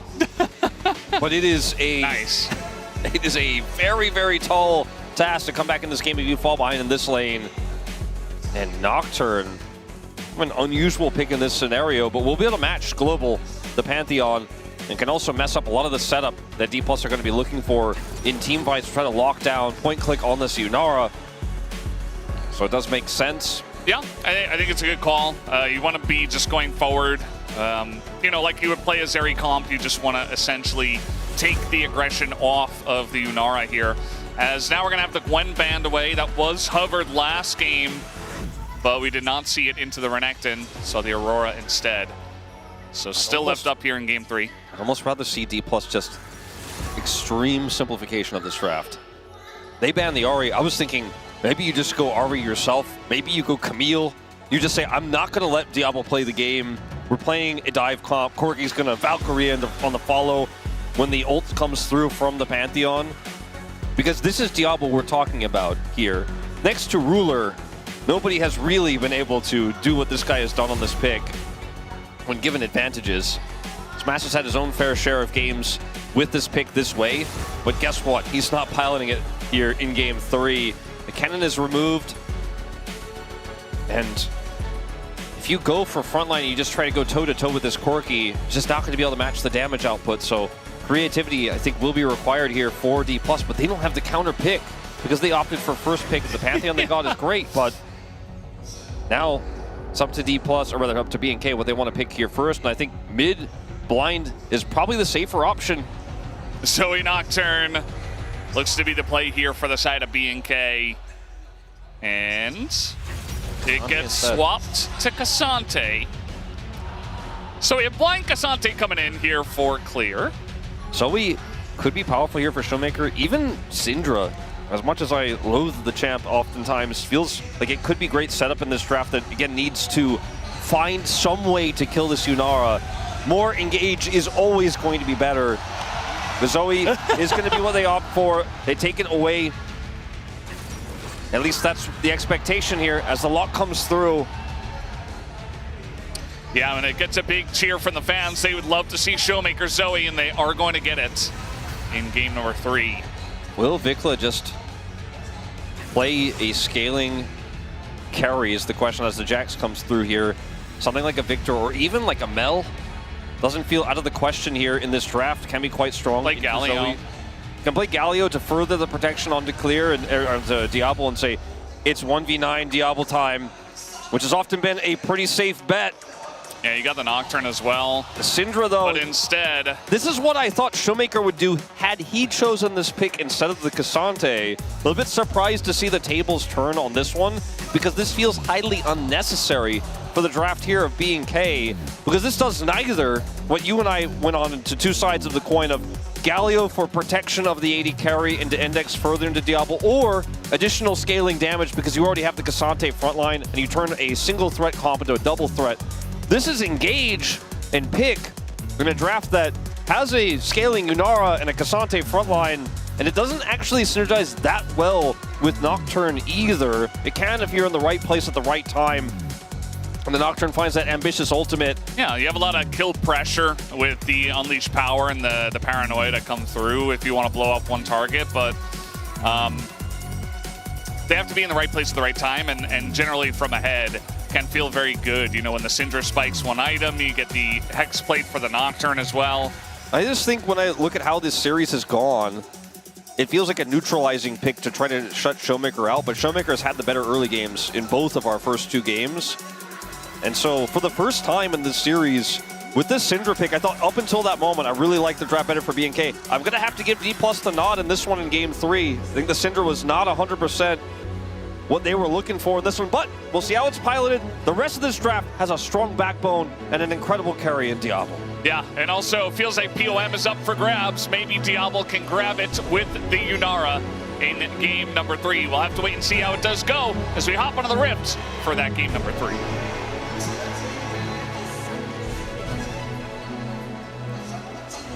Here we go. Lower finals could be decided in this very game, as DK have found no luck in the first couple. BNK just shutting them out so far. When I think about side lane champions that are really, really powerful to play through with a Nocturne that can shadow them, Cassante and Syndra are absolutely not on that list. They're not the ones you think, they're not the ones that come to mind. As coming to mind down here is a heal trade and a strong level 1 for B&K. Yeah, I'm a huge fan of Lulu nowadays. I feel like it goes with pretty much anything, and especially with hyper carries. When Karma's gone, you can just be so aggressive, so annoying, and you have Diablo on your team. I think Smash and Career are being out-traded big time so far. Weakness of Yunara level 1 is that it takes a few auto attacks to charge the Q, but if you actually have the heal to push in and start those trades faster, and the Lulu has more damage throughput, you'll always win that exchange. You'll be able to force barrier, and you'll get your Q online so you can continue the extended trade, and Corki will never be able to match the damage, even with Career here. And so Diablo and Kellen play this aggressively. They understand the tempo well, and they will get level 2 first and control this wave. Yeah, not too surprising, but the way the trades went was a bit more than I expected. I'm also excited to see what's going to happen in mid lane between those two. As Clear's going on in, he's going to dodge the counter-strike and actually get a nice little trade against you. I feel like the Cassante early on should have an advantage against the Jax, but eventually the Jax will become a problem as Lucid, going through his own jungle, doesn't know that Raptor is here. And we don't know exactly where he is either. Just kind of go for the wolves, maybe? Okay, well, Lucid coming on in, going for an early gank, and Kellen just dies. First blood given over to Career, but it's still a kill. It's now Raptor gonna try to get out of there, but yeah, not in a great spot himself. Flashes forward to try to get closer, and Raptor gonna have to flash himself. Does spell shield the sleep, and he will be okay. Just a complete, I mean, I don't want to call it unlucky, but misread perhaps is the easier way to cast or explain this situation, because Raptor is trying to utilize the prio in this 2v2 lane that we talked about so much already, how powerful the Lulu is early, to try to then steal away some cabs. Unfortunately for him, he's hoping that it's multifaceted. He comes over here, sees if the Pantheon is bottom side, and he tries to take the Wolves away. Instead, he misses Lucid, has no idea, and his overextension here ends up being a huge problem. Tries to make something of it, will trade his flash there in the end. But Nocturne early game, definitely a little bit weaker than Pantheon's, and I think they should have at least put a ward down right there on his way over to the Raptor camp, as they do end up getting caught basically in their blind spot there in the bottom lane. Yeah, very interesting way to start it off. Career gonna try to hit first item a little bit quicker with that first blood gold that he did pick up. He's not exactly been having the happiest gaming so far. Took a lot of deaths on the Nautilus, which again, it was Nautilus into Ashe Seraphine like, and eventually when you fall behind, you're the guy who's dying. So I don't really feel like that was his fault, but I do worry for his mental state. As we know, Career can struggle with that from time to time. I don't think he should take it too personally from the first couple of games, but they need him to be playing good League of Legends. As Kellen, speaking of which, he's gonna have to flash away. Career flashes forward as well, and Diablo now is like, I've got an opportunity here as barriers are going to be traded. Yeah, Kellen gets his heal back online, so that's a little bit of extra health as they get the slow. Slurkle comes in, Career in a lot of trouble, no sums. Couple more autos could do it, flash forward and Diablo, seeing blood in the water, picks up a kill for himself. The Yunara damage output is just so insane, they almost had enough to take Kellen out there, but his heal comes back and the turnaround on the second Q is there for Diablo, and that is just enough to grab that kill there. Smash has flash, doesn't have any agency with it to try to save Career, who now is down summoners and lost his life. As you see here, Kellen almost goes down, but Smash uses a lot of buttons for this, and he's low on mana, and Diablo's like, okay, I want to play for this. His second Q comes back, he has the barrier, now he has enough damage output to where he knows Smash without barrier cannot actually compete. If he steps up, he will lose the trade, and Career is isolated. Smash being too low health here means that with that slow coming down, his life is over. The Nami there. Career, his first death of the game in this one. Back to Vikla here. The laning phase has been pretty stable. You know, we haven't had that first dragon just yet, so we'll see what happens, as that's kind of been the struggle for him so far this game. Yeah. Those first dragons... or this series, I should say. Yeah, they've been a big factor in terms of getting those stacking drakes going. Especially for game number 1, felt like a lot of oppression. Game number 2, a little bit less. because they were just so far ahead. But either way, gonna feel good for DK to be able to pick that one up as Xiu does get traded against. He's doing a great job here in the top lane. Getting ahead here on this Jack's gonna feel very good as Lucid will pick up the streak with the help of the Corki. With the win of the Taliyah that Vikla picked up in game 1, his Syndra is now his lowest win rate champion with more than 15 games played. And so a lot of confidence again for him to pull this out in a series like this, again, without having a lot of success on it. Similar to the Twisted Fate we talked about many series ago that he pulled out to find great success there in the upset win over T1. So Vikla, I think, really trying to get out of his shell a little bit here, push the boundary. Speaking of, gotta be very careful. If that hits, I mean, there is kill pressure, and maybe Raptor has to come on over, but he's not even level 6. So getting a little bit frisky, as Vikla has been this entire day. It's gonna be a plate going over to Showmaker, who does have Lucid nearby for protection. Gets the crab, gets level 6, picks it up first. That win rate was 40, just to contextualize. I'm not saying he's sitting at like a 70%. 40%. Okay. So. Raptor, level 6. He does have that, dive. Yeah, he does have that opportunity set up here. Diablo, on the other hand, does not have wild growth, so this is really going to have to be a trade to start this off, I think, before this can actually go off. As Smash steps forward. It's just smart from Career to stay as far back as possible. They need to know the timing. Lucid just hit 6. If Nocturne's around and Career goes forward, he doesn't even have level 6, doesn't have Flash. He will just die. Yeah, and, you know, Lucid's on the opposite side of the map. Pantheon Ultimate does not reach that far. They are playing this so patiently, but ultimately do just decide to back away. His Nocturne can still engage near Krugs, so he's not really losing too much as this wave pushes through to go ahead and take those. But it looks like nothing is going to eventuate from this little camp from Raptor down on the bottom side. He's coming back over now. And it looks like he's going to try to get more vision. As Kellen now does have wild growth, and that makes this a lot more potent. Yeah. He actually has the advantage over Career for half a level. That was a huge window. And his circle comes down. You can see that Raptor's just itching. He wants to press it, and in he goes in onto the Nami, and Career's like, what do I even do? I was playing carefully, as now Lucid gonna come in. They try to take down Raptor, but Raptor is so tanky, and Diablo just runs him down, and even gonna push Smash back just a little bit for good measure, and wins the trade in a big way. Now we have Burst coming in. Showmaker wants to punish Vikla here, as the Q comes down and Showmaker doesn't quite have the pressure. Kellen getting in, he wants to kill, but it goes over to Raptor instead, and Smash will follow eventually. Really the only question is who picks this one up as the Q comes down, and actually he does get away. He's going to live here because they just ran out of buttons. Everyone's too low. He could pick up a triple if they wanted to push, push it further or ask the question. As Career still doesn't have level 6, or he'd love to toss it in. No, Career, not like this. He's going to have to flash, and man, the dominoes, they're not even falling one by one. It's like the entire stack of them just got flattened. Yeah, it looks like, it was a slow play for Raptor, but eventually he just slapped him down. Like they stopped falling, actually, quite quickly. So what adds insult to injury here, as look at where Lucid is, they step forward because they're like, okay, Lucid now is in ult range. But this happens so quickly. Like, look at the Pantheon ult timing. The irony is because he's here, he's actually now an extra liability. Yeah. And they almost turn this into a triple here in the bottom side as he tries to shadow the bottom lane. Obviously that all-in does happen in mid, but you can see here Lucid tries to channel it back, his burst down, and then Smash, luckily for him, is able to survive here.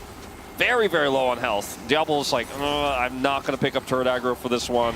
Raptor's Q is not going to connect, and that's the end of that.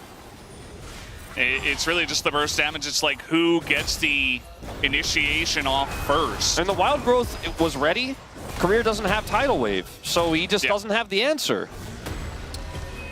And of course, if he had flash, maybe he could bring him back, but he used it because he didn't expect the hide on bush tech, I guess. Once again. As now, here we got Diablo flashing in, gonna get the wild growth on top, and Smash is like, God, I don't get to play the game. He is really not playing the game very much in this series thus far. That's a bit of a rough one. It's a trade of flashes for the 80 carries, but Barrier is gone. And with the one trade, it's hard for Smash to stay because the Nocturne is back up and ready with Paranoia. Yeah. You gotta clear that wave as fast as possible. They will be able to do it. So it looks like that's the end of the aggression there on the bottom side, but it may just be this is transitioned into a Dragon take here for B&K, their first of the game, an Infernal.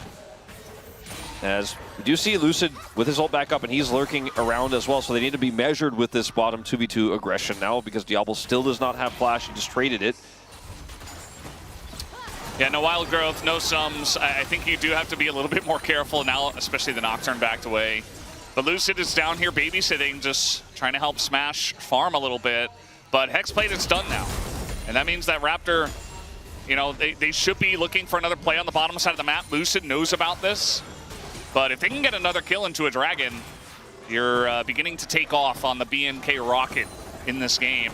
Certainly is looking pretty tough as Pantheon actually completes the back to pick up his Sundered Sky, but that means that he's not here, and this is a huge opportunity now for Raptor to start up this Dragon.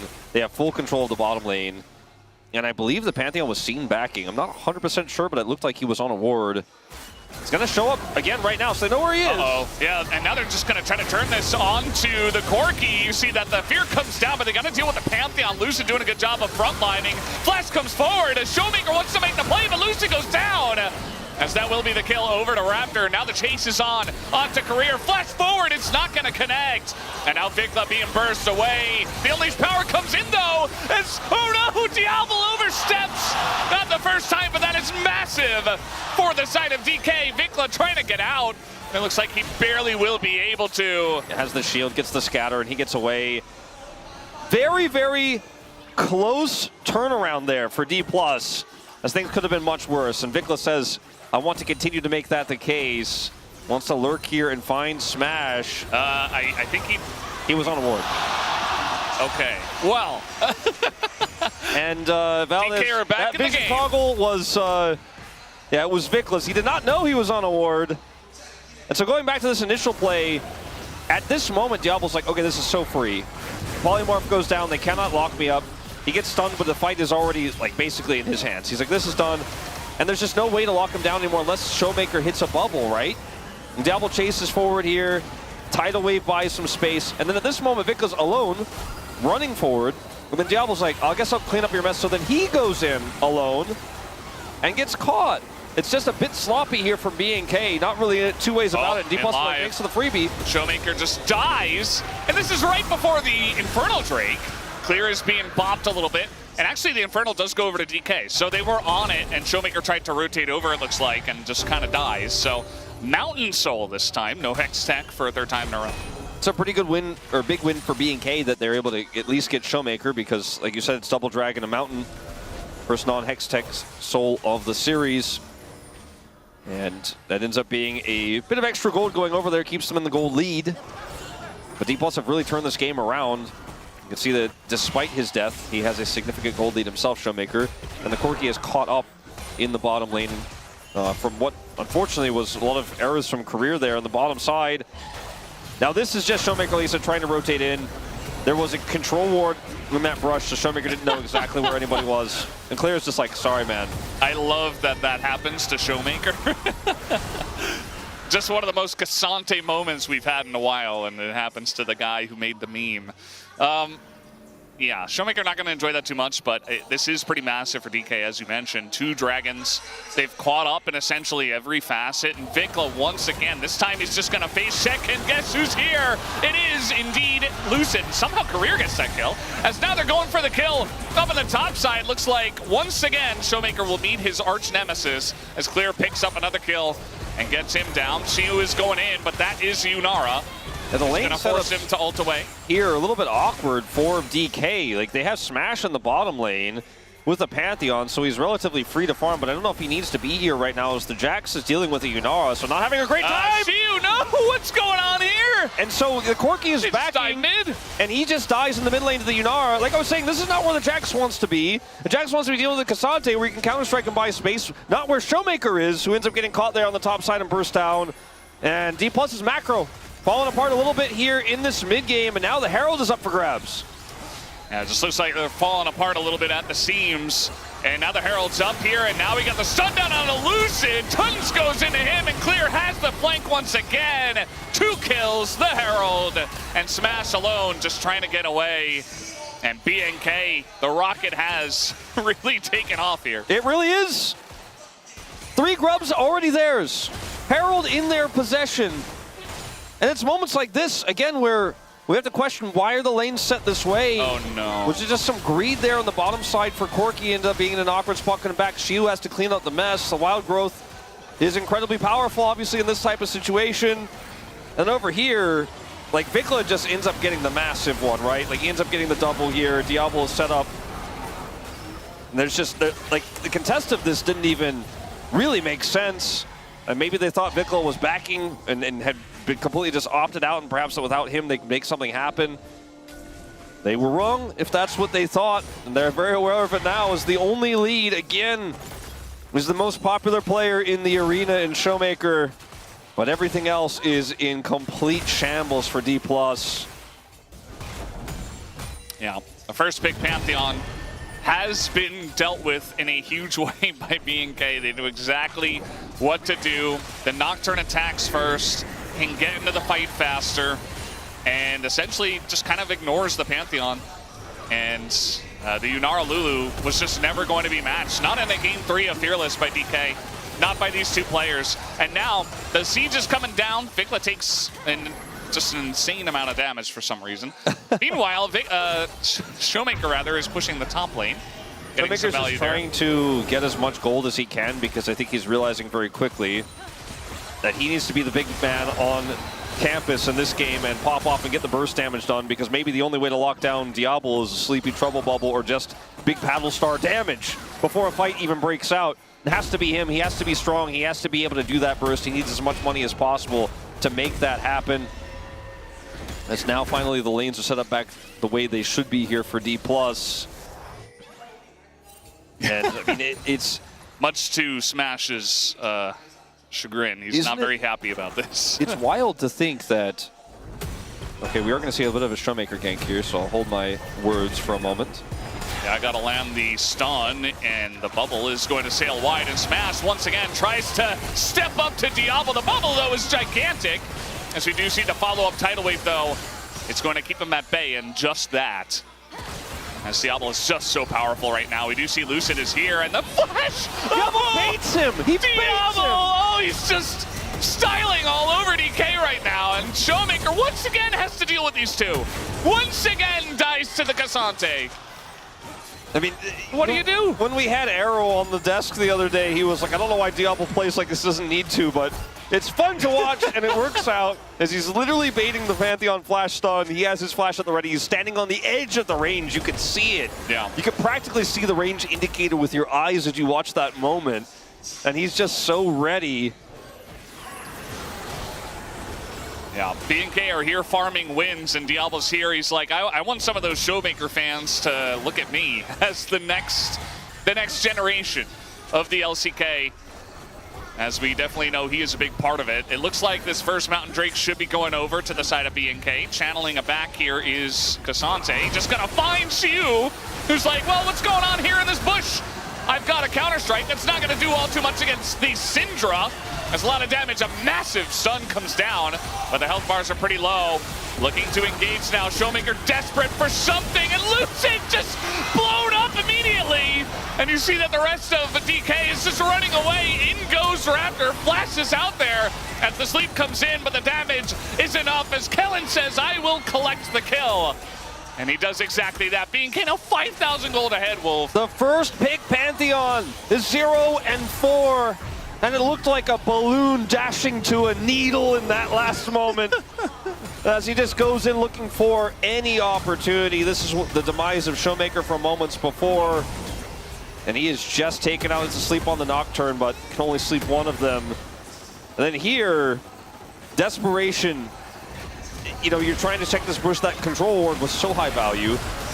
And then Lucid's like, maybe there's something in this. Maybe there's enough damage here. Maybe I can actually pull this off. Oh, no. Where does he go? Straight into the back line. Gotta kill Vikla. Vikla just flashes and then he just disappears. Health bar gone.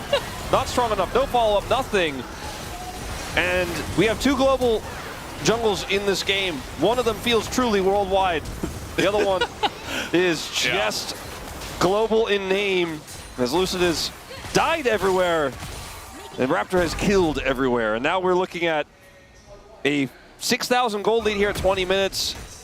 And I was promised this series would go the distance. I was promised we didn't know what was going to happen. And I think that was true. That sentiment was felt by almost everyone. And the crowd is 4D plus. Yeah. I cannot stress this enough. The crowd is 4D plus here in the arena. And yet, this may be one of our most one-sided playoff matches of the tournament. Diablo, 7,000 damage ahead of not only Smash, but like, he's 7,000 damage ahead of him, and that's the closest. No one else, she was at 9,000. Yeah. Showmaker's way down there. I mean, if you fall behind with the Zoe, Showmaker becomes useless, especially when he keeps getting Nocturne ulted in the side lane. There's just no presence from him. The AD carry matchup is winning for Diablo, so he gets to do whatever he wants in mid. Smash has no pressure. And then she was like, well, if you give me 10, 20 minutes, maybe I can do something about Cassante, but it's not going to happen now. And it feels like we've been in this situation for DK like 3 games in a row. Yeah, not that it's impossible for Shiu to be relevant, but he's also holding 0 grubs because they didn't get those either. And it's a little bit shell-shocking to think that the team that just reverse swept T1 just cannot hold a candle to BNK here in this best of 5 today. BNK looking insane tonight, and now they're looking for Shiu as well, and they will pick up that kill. A bunch does go into clear, but he is the tank. And so at the end of the day, he will brush it off and not really care all too much. But it's just another kill, another turret going the way of BNK. And they're just, you know, there's no big objectives. I guess they could go for Baron, but they say we'll take the kill first. Dragon's up in 140, so they'll grab this vision. They are on a 3-item Yunara setup, like we're doing Baron. Feels like it could be quite strong, but they also have a Syndra, so it's not the fastest Baron, and they don't have a ton of control, so they're going to play a little bit more patiently as Diablo has Flash. Yeah, he is just not going to use it until the very end here, but Flash has come in from Lucid, and now Clear shows up, and he says, get away from my AD carry. And look, Diablo is still alive, finally. We do see the spear come in, and Clear a little bit out of position. Now he's being burst, but he is going forward in BNK fashion, has the wild growth, and they say, no Yunara, no problem. And they will be able to take down Smash and eliminate the second AD carry from this fight. So now Shiu's like, oh, maybe I can do it. No, he's just going to get stunned up.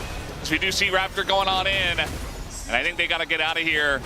Stat, although we are going to see Shiu going in, does land the double stun. And now Showmaker trying to get something done as Unstoppable will go clear. And finally, Vikla is going to show up to this one. And Shiu finally does get that kill on a Raptor, but eventually will bite the dust. As now we have the bubble coming in. Showmaker trying his best to make something of this series. But he's just going to get polymorphed and trying to follow up here. He's going to pick up a flash, but not quite able to land too much more. Yeah, the blast cone's going to help build more space here, but I think that was the end of it, that final sleep.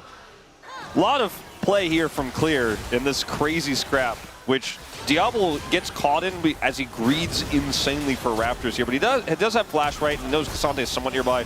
Gets the shield from the Cassante, has his barrier shield, and he almost bursts Lucid down. He is so close to killing him. If he does, this situation is actually totally different, as Clear does a lot of heavy lifting to keep him alive. Then goes in here with a Q3. He's level 16. Wild Growth's on him. Then he splits this fight as well in the follow-up here when the Jax shows up. They get the kill on the Smash. And Shiu gets the double stun. I don't know if we're going to go deep into this replay because there's probably something happening live because this is going to go for a while. But Shiu ends up in this chase here getting a ton of value. And then Clear splits the fight. Raptor gets away here. There's the flash to get the double stun. And Showmaker is just out of range for so many of these bubbles he wants to hit, some of these paddle stars with these low health bars. But this moment here from Clear is fantastic. Vikla goes in a little bit deep by himself for some reason, as Clear saves the bottom side of the fight. And ultimately, Kellen then has to save him. Some really good play from Kellen. This is a scrappy fight that didn't need to be that scrappy. The lead here for BNK, though, is so big that I just don't know if it matters that D+ get these small victories in these longer exchanges. Yeah, it's not enough, as you mentioned. Now we're going all out under the turn, and guess who's back? Back again. It is Nocturne to bring you the nightmares. to any side laner, as Diablo's just in it. I don't really know how he got here, but he is ready to fight, as he always is. Diablo picks up the kill and has the McHale's right there. Meanwhile, we see Smash and Career trying to push away the Cassante, but like, they're losing so much, man. BNK are just owning all of the games today. Yeah, and this is, I think, in part due to draft. Something we haven't talked about that much, you know, in terms of the overall season. We've talked a lot about the AD carry meta, funneling your AD carry's goal, winning bottom lane, playing that 3v3 better. But draft has played a major part, I think, in so many of our playoff series, including BNK's win over T1, D+'s win over T1, and now D+'s loss. It looks like very likely here to BNK. Oh, no vision, no nothing. idea. Showmaker might just die here. The power comes in, and he is just hiding in the jungle. And no longer will Zoe be alive for this Baron. Career as well might be in some trouble. Bubble does go down on a Vikla, but even the Wild Growth is there trying to save Vikla. He's running away from everybody, and nobody can deal with him. Career goes down and clears behind enemy lines. BNK truly are off the rails now, as Vikla is back, decides to die. 10,000 gold the lead here means that Vikla, the worst thing is you might get a stern talking to after this game, but I just don't know if it is really going to matter here, as D+ barely hanging on in this game, and to win this series and to face off against Gen.G, it will have to not only reverse sweep, but win this game, which is of the three arguably the most one-sided.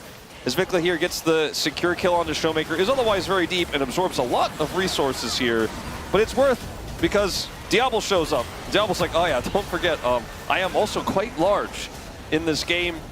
The double stun is able to buy a little bit of space here, but D+, it feels like they are they can't make a dent in this lead, into this lead. The wallets are heavy, whatever you want to say. No matter how well they play and how aggressively BNK play, it almost feels like they're being taunted by BNK, because BNK are like way out of position, completely split. The Syndra's getting the Wild Growth, and you're like, yeah, but you still can't beat me. Does not matter. And you know, they had a early Drake lead in this game, but now we're evened up, and two of those Drakes are mountain for this Cassante. So there just isn't any good news. It's Yunara with plated steel caps. And yeah, I don't know. Diablo's making a statement. Sometimes the most unexpected result is the one that happens. Diablo is getting chunked out a little bit. Raptor getting flanked. He has to go forward. Doesn't really have any help from his team, though. Although on the bottom side of this one, Lucid getting shredded by this gigantic Yunara, as Diablo is just running straight into them. Does not care at all. The flash forward from Kellen to save him. And Diablo can do whatever he wants tonight. And he will do exactly that. Has the backing of his team, and he knew it. Splashes into 4 people and does not get punished.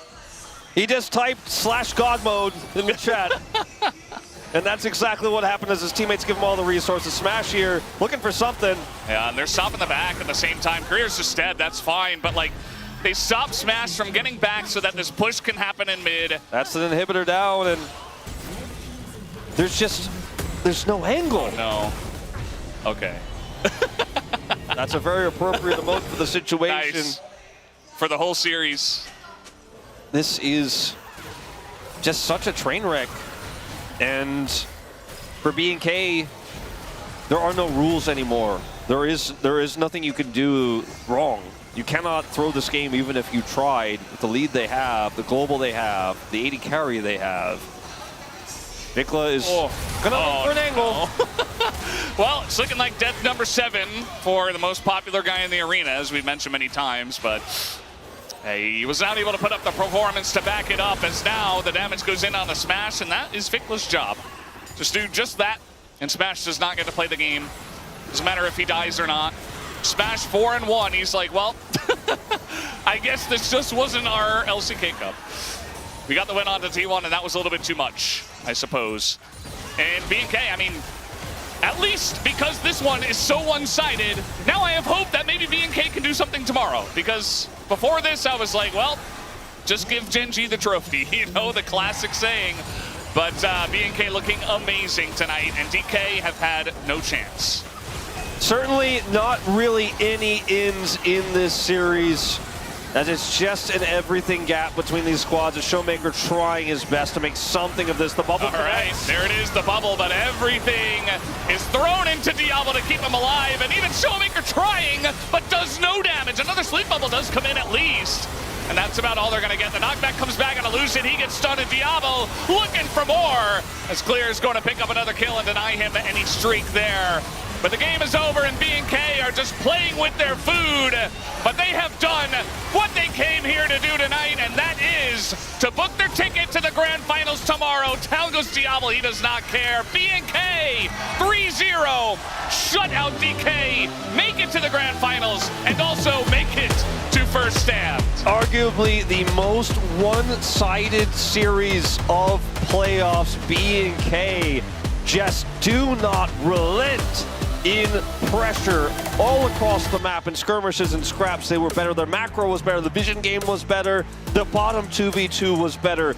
And you can make an argument that Showmaker outplayed Vikla overall in this series, and I think that's the only place you can really, truly say there was a hole here in the game plan for B&K. But you know what? He still hit that double shove. He still hit that double stun in that critical fight on the top side of the map. He still pulled it off. And B&K, the sandbox org it used to be, will have its first domestic finals. A huge win for this team to make it to challenge Gen.G, the only team they weren't able to beat on their way here in playoffs thus far. And maybe the second time's the charm for D+.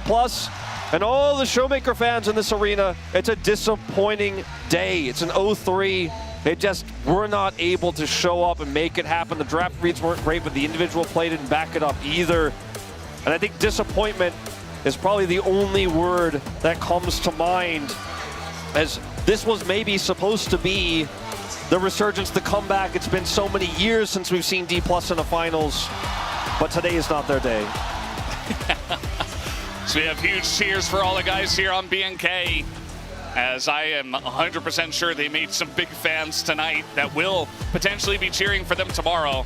I promise you, there were a lot of undecided T1 fans in this arena tonight who weren't sure who to cheer for tomorrow, but the absolute domination, the way this team played, the super plays from, at times, all 5 of these players might have swayed some hearts, you know? And plus, if you're a T1 fan anyways, you don't want to root for your rival Gen.G tomorrow. I think tomorrow is going to be a fantastic day. I am hoping, especially with the really strong performance we saw today here from B&K, that, like you said, maybe there is something in this. You know, maybe tomorrow isn't the walkover that everyone expects it to be. Yeah, because this one was supposed to be close, but it wasn't. So maybe B&K is just that good right now, and maybe they can level up and power up into that final against Gen.G, who have done a lot of waiting around after beating pretty much everybody that they came into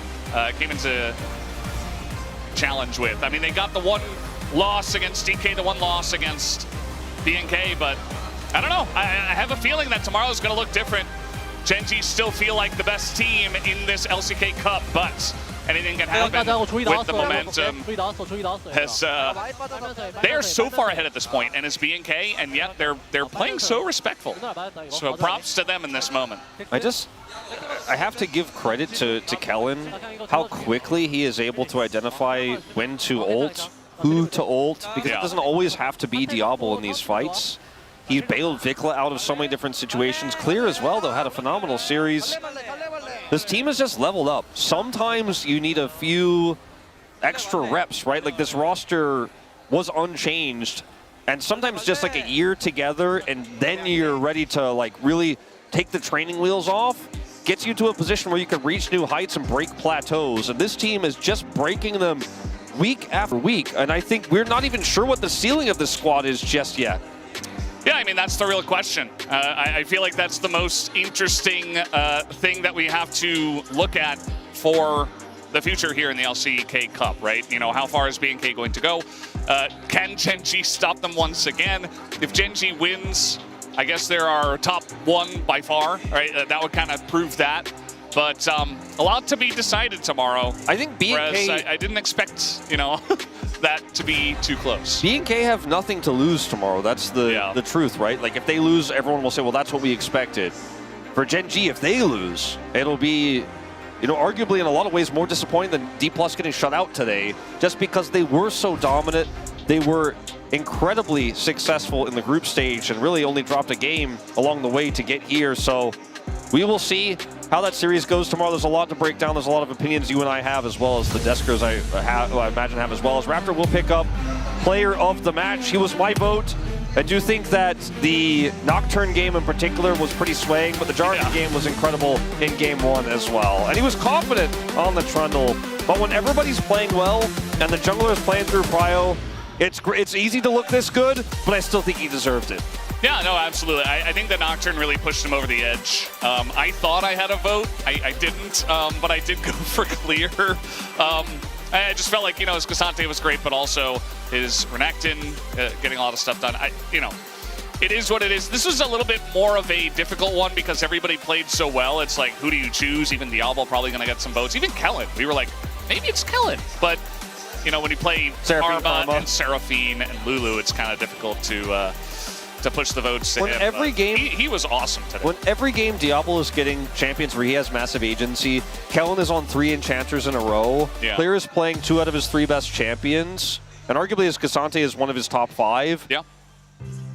Then that means there's probably an issue going on in draft, you know. And I think that D+ looked really good with their reads against T1, but here just looked a little bit lost. And I think D+ is a different beast. I don't think that B&K, especially what they got today and what D+ can study from this and improve on, is going to have the same sort of angle tomorrow against Gen G, but we'll have to wait and see. If Gen G makes similar mistakes, then who knows? Maybe B&K just punish all the top playoff teams and walk away with a trophy. It really does feel like B&K maybe next to Gen G, again, we'll get more information tomorrow, is our best drafting team at the LCK Cup. Like, they just look so very strong. But guys, we have the interview ready on stage with the team. Let's send it over to that now.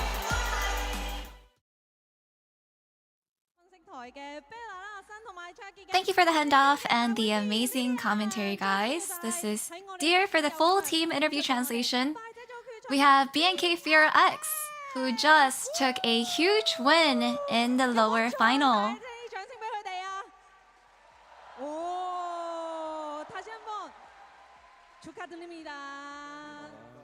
Once again, congratulations! 喺我身邊咧就有 Clear 啦，想問下成功入到決賽啦，你而家有咩嘅心情同感受可以同我哋大家一齊分享一下咧？ First of all, congratulations on your victory. You have finally secured the finals. How do you feel? 큰 무대에서 이겨서 이제 또 더 높은 곳에서 여기서 한 번 더 할 수 있다는 게 너무 기쁜 것 같습니다. Yeah, being able to win on such a big stage and being able to play on an even bigger stage makes me so happy.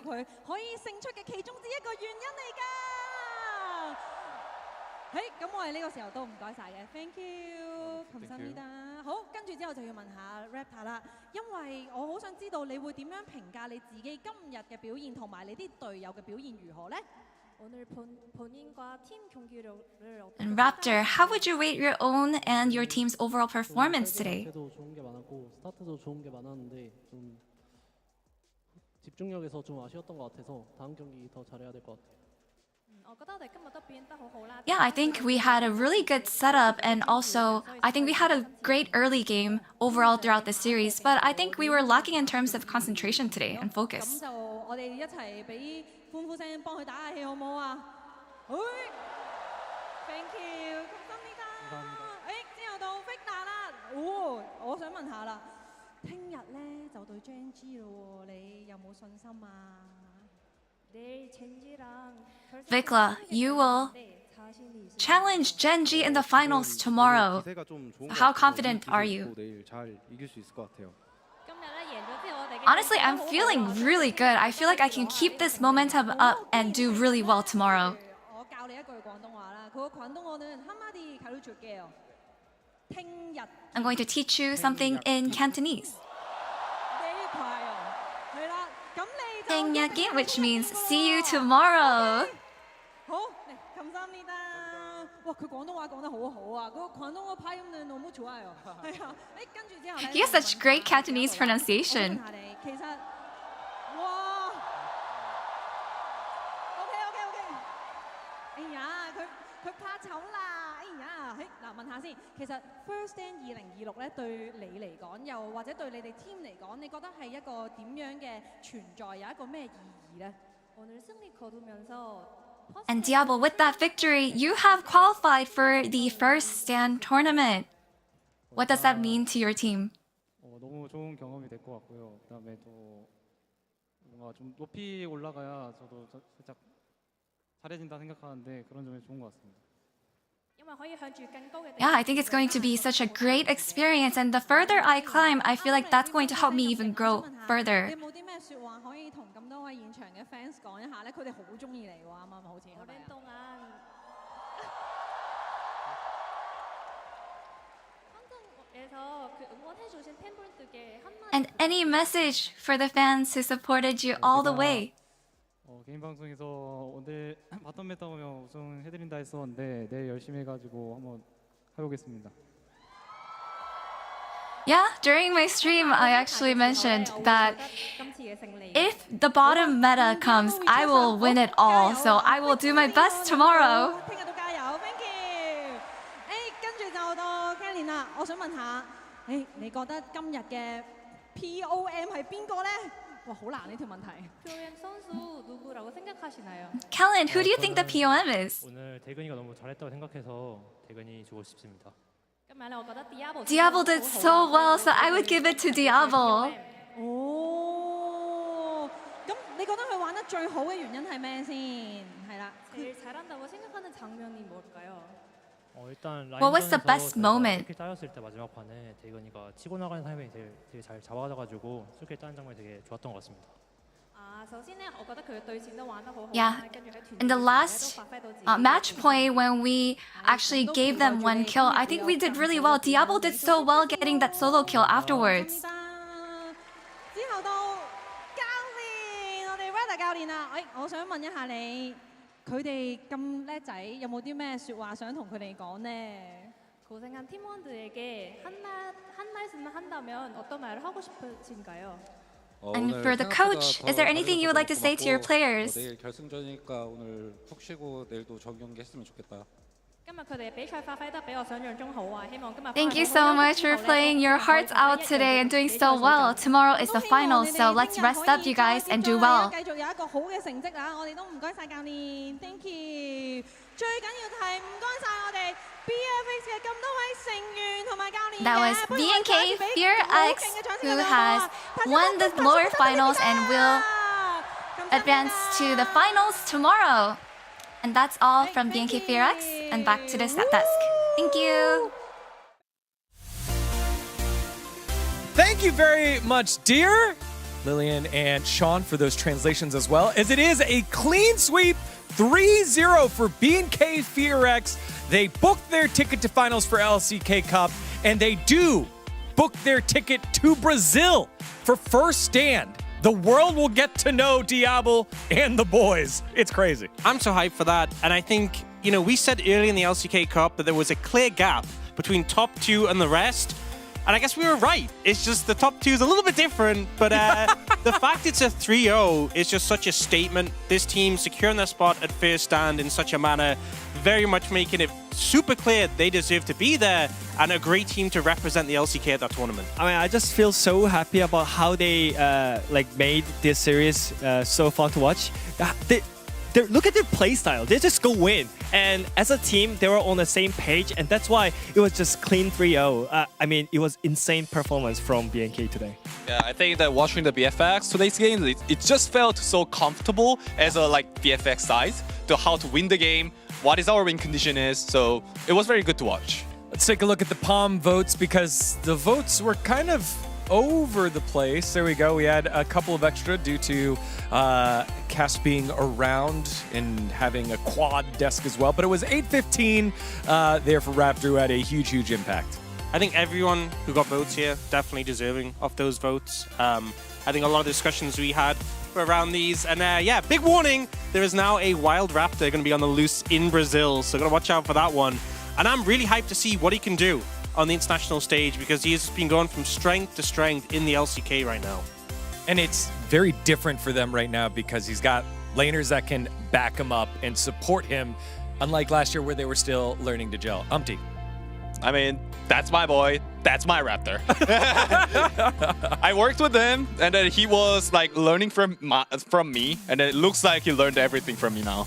Oh, the Umpty seal of approval. What did? All right, so I mean, to be fair, everyone in BNK played so well today, but I'm gonna say the draft gap today was unreal. Like, it was literally unplayable. Game 1, I mean, you just play Azure Yumi. I mean, nonsense. Game 2, you give up Ashe, Seraphine, and Ryze. And Game 3, you play Zoe into Nocturne. Man, that's unreal. But I'm gonna just give Raptor because I really like how he plays his positioning on the early games, especially, and that's why Diablo and Kalin could play whatever they want in the game. So I really want to shout out Raptor here. Yeah, Raptor with a solid performance. Also gets our final comment from the global side. Wolf, staying on brand. It's Gaptor. Gaptor. What do you... Ox, you're making the face. This is like a Pokemon level pun, you know? This is the sort of thing they'd come up with. It is, yeah. Yeah, what is the sound that a Gaptor would make? And they just say their name right, it would just be like, Gaptor. Gaptor. Yeah. Somewhat like a dinosaur Pokemon, right? Flip it. Well, I mean, Gaptor and Gator, maybe it's water and dragon, because dinosaur would be dragon, right? True. Yeah, true. Dragon type. Yeah. Maybe ground also. Could be ground. Yeah, who knows? knows? Go, get us out of here. With huge impact, with 3 enchanters in a row, we are witnessing the mother of all enchanters. I mean, like, he was like kind of pre-casting the Mikhails. I remember when he played the Lulu with Yunara, Diablo flashed in and Jax instantly just countered with the stun, but it was instant Mikhail right after. So I was like, oh man, Kalin is just locked in with his enchanters, man. Like, that felt so great. Yeah, and when we think about the other votes that didn't win, it was bot lane votes. So, you know, they were kind of splitting it between Helios saying the best partner for the prince who allows the prince to carry. Again, kind of a nickname that's been going around for Diablo and for bot laners in this meta. Yeah, we actually got some context for this earlier. Like, Prince on the Korean side is kind of like, you know, like a king, yeah. like the president sort of style wording for 80 carries. Oh, well, speaking of Prince, we have the former Live Sandbox bot laner with his Pommet, and oh, okay. By the way... Is he singing? Is there audio? Just for the context, by the way, he also brought the DK jersey. Just in case, if DK wins. Why are you blowing up this spot? Nah, just saying, you know. Can we run it again? Do you see the passion that he was singing with? Nah. You know, I agree with Madid. Look at it. Come on. Look at the passion. There's only one jersey. Wait, yeah, you can see on the chat. Oh, wait, there's something. I agree with Madid. You gotta call this out. Yeah, he was preparing. Lack of faith. Yeah, he's like, lack of faith. He's just cosplaying like Prince, a I tried to BNK protect fan. You gotta bring in one jersey and stick with it. You're a pro fan, Digon. You should know this. I tried to protect you. All right. Okay, well, there you have it. Those were our comments. We have a couple of highlights here that we wanted to show off for the last game and kind of the vibe that BNK FearX will be carrying into their finals match against Gen.G. We'll start with this early one here, 2 minutes in. So at the early plan, I do think that DK planned well. They knew that they have a bottom prio and can come into the jungle and make the game messy for the bot, but they knew it. They just placed the 2 wards for it, and the Lucid just know Nocturne is here, so he passed here and he just go to the bot gank first, which is the most important lane. Yeah, it was really smart play by Lucid. He already tracked down the Nocturne, so that's why it could work. But I feel like it didn't mean anything because it was Lulu who died here, and also wave is fine. And it's just not the end of the world because you didn't use the summon spells here. Yeah, save the summoners so you still have that flash available for later. And that ends up meaning that it doesn't drastically change the state of the lane. Yeah. And I think that's the big thing is we often see this early pressure from junglers on bot lane if there's a rough lane matchup, to change the dynamic. If the dynamic hasn't shifted, you then are forced to bail yourself out on your own. And we see that that doesn't end up happening, and the pressure continues to be applied in the bot lane 2v2. Yeah, so the end result was quite being sad for the Smash because he was already having a low HP, and then the Lulu comes first because she's dead, and then coming from the recall, and then they couldn't win the trade and their lane is stuffed. Now, Pantheon, I think Pantheon should go to his enemy's Raptor to find enemy jungler or just giving pressure to bot side, but he decided to go back to his camp.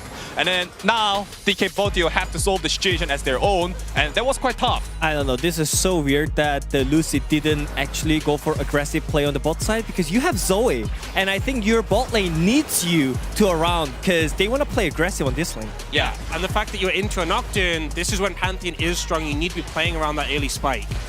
I mean, I agree with that 100%, and then Joey was a heal, which is the spell, the strongest 2v2 spell, and then Pantheon was winning it the 1v1 at the enemy Raptor side, but he didn't went for it, and then yeah, I mean the game just went so hard from here. And also it was huge misplay by Korea here to flash in for nothing, and like all of these are just BNK having a huge amount of confidence into DK. I feel like DK just they were just like afraid of something that they couldn't really feel it. Yeah, but then also the flip side of that coin was D+ feeling the pressure. And when you think about their series victory that they had against T1, what was the word that we were using consistently? It was resilience.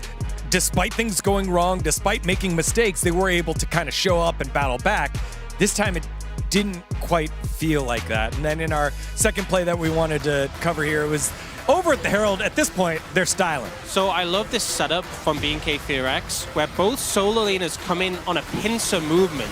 We get the scatter the weak from Vikla, we get this flank angle from Clear, and it was on the back of them having good vision setup and a great approach, and this is kind of just reflective of the fact this team has been together for quite a while now, and I love teams when they just achieve that moving in. So when D+ pushed in aggressively, they were put in such an uncomfortable position, and I think the vision control in general this series from BNK FearX was really excellent. Well coordinated, and also like they just collapse on the same time. Like it felt really great about it. Yeah, and you know, if you're a BNK FearX fan and you're waiting for an opportunity like this to happen, it's finally coming true. You can finally believe it. They get the job done. They booked the ticket to the international event. I said earlier it was their first international. That's not true. They were winners of ASI earlier, but the first one that they're going in person, and that's just as top two. So that means they're just king of the international tournament. Who knows? That's true. They haven't. It's not done yet. They haven't lost an international tournament yet. That's right. Let's take a look at the match results one more time, as it was a clean 3-0. No game 4, no game 5 needed, and a little bit of draft advantage for BNK FearX. They didn't have to show the cards. And you know, me and Umti were talking about this. We felt a little bit silly because we both went 3-1 BNK FearX, and it was a 3-0. So how do you feel, Umti? You know, we got the score wrong. That's a little unfortunate, you know, little silly, but what can you do? But at least we didn't vote for 3-2 there. Oh yeah, I mean, we didn't vote for 3-2. And also, we got the team right, because I mean, who would vote for D+ in this situation? You know anyone who would do that?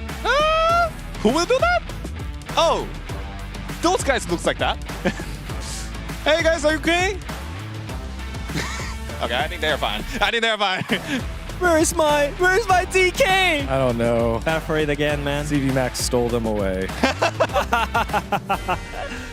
Here's the updated bracket. We have now come down to the final match, and it's two teams that, one team you could have predicted very easily, and another team that I just feel like, unless your name is FearX Enjoyer, there's no way you would have predicted this. But also, this is the first 3-0 that we've had, right? You can see only one on the graphic in front of you. If you're going to come in, you're always going to come in as the underdogs against Gen G, but coming in with a statement like this at least builds a bit of confidence. It's still an uphill battle. It's still a hard matchup. Gen G are an absolute titan to beat, but BNK FearX, you hear them in the interviews, they're coming in with some positive energy. I just hope they give at least a fight against Gen G. They've already secured the spot at Fair Stand, and who knows what can happen tomorrow. They've already shattered some expectations just by making it there. Yeah. Again, huge victory for BNK FearX. Pressure's off They are the underdogs. Gen G will get both right of first selection and side selection. So we're assuming first pick blue side for game one. Wow, both of those. Yeah, who knows? We'll see if they're going to be able to, what they'll end up doing with both side selection and first or second pick. A huge bonus here for Gen G. Wow. What a lower bracket finals, and what a way to kick off our event in Hong Kong. An early day with Did. What are you going to do with your time? That was so quick, by the way. Yeah. That was first ever 3-0 in playoffs, so. That's true. And maybe we'll see a first ever banner hanging ceremony for BNK FearX winning LCK Cup 2026. Any early predictors? No, it's rough. Like, it's really tough right now. Waiting a little bit. Nice try. But, you know, we'll see. Yeah, we'll see. This one is really hard, yeah. I will vote for my boy. Probably. Who's your boy? Who's your boy? Who's your boy? Which boy? Raptor? Starts with R. What? Are you gonna pray? Ruler. There you go. Well, if you want to see what Umpty's final vote will be, make sure to tune in tomorrow for the grand finals of the LCK Cup. On behalf of everyone here at the LCK, thank you so much for watching. We'll see you tomorrow. Gen G versus BNK FearX for the #1 spot.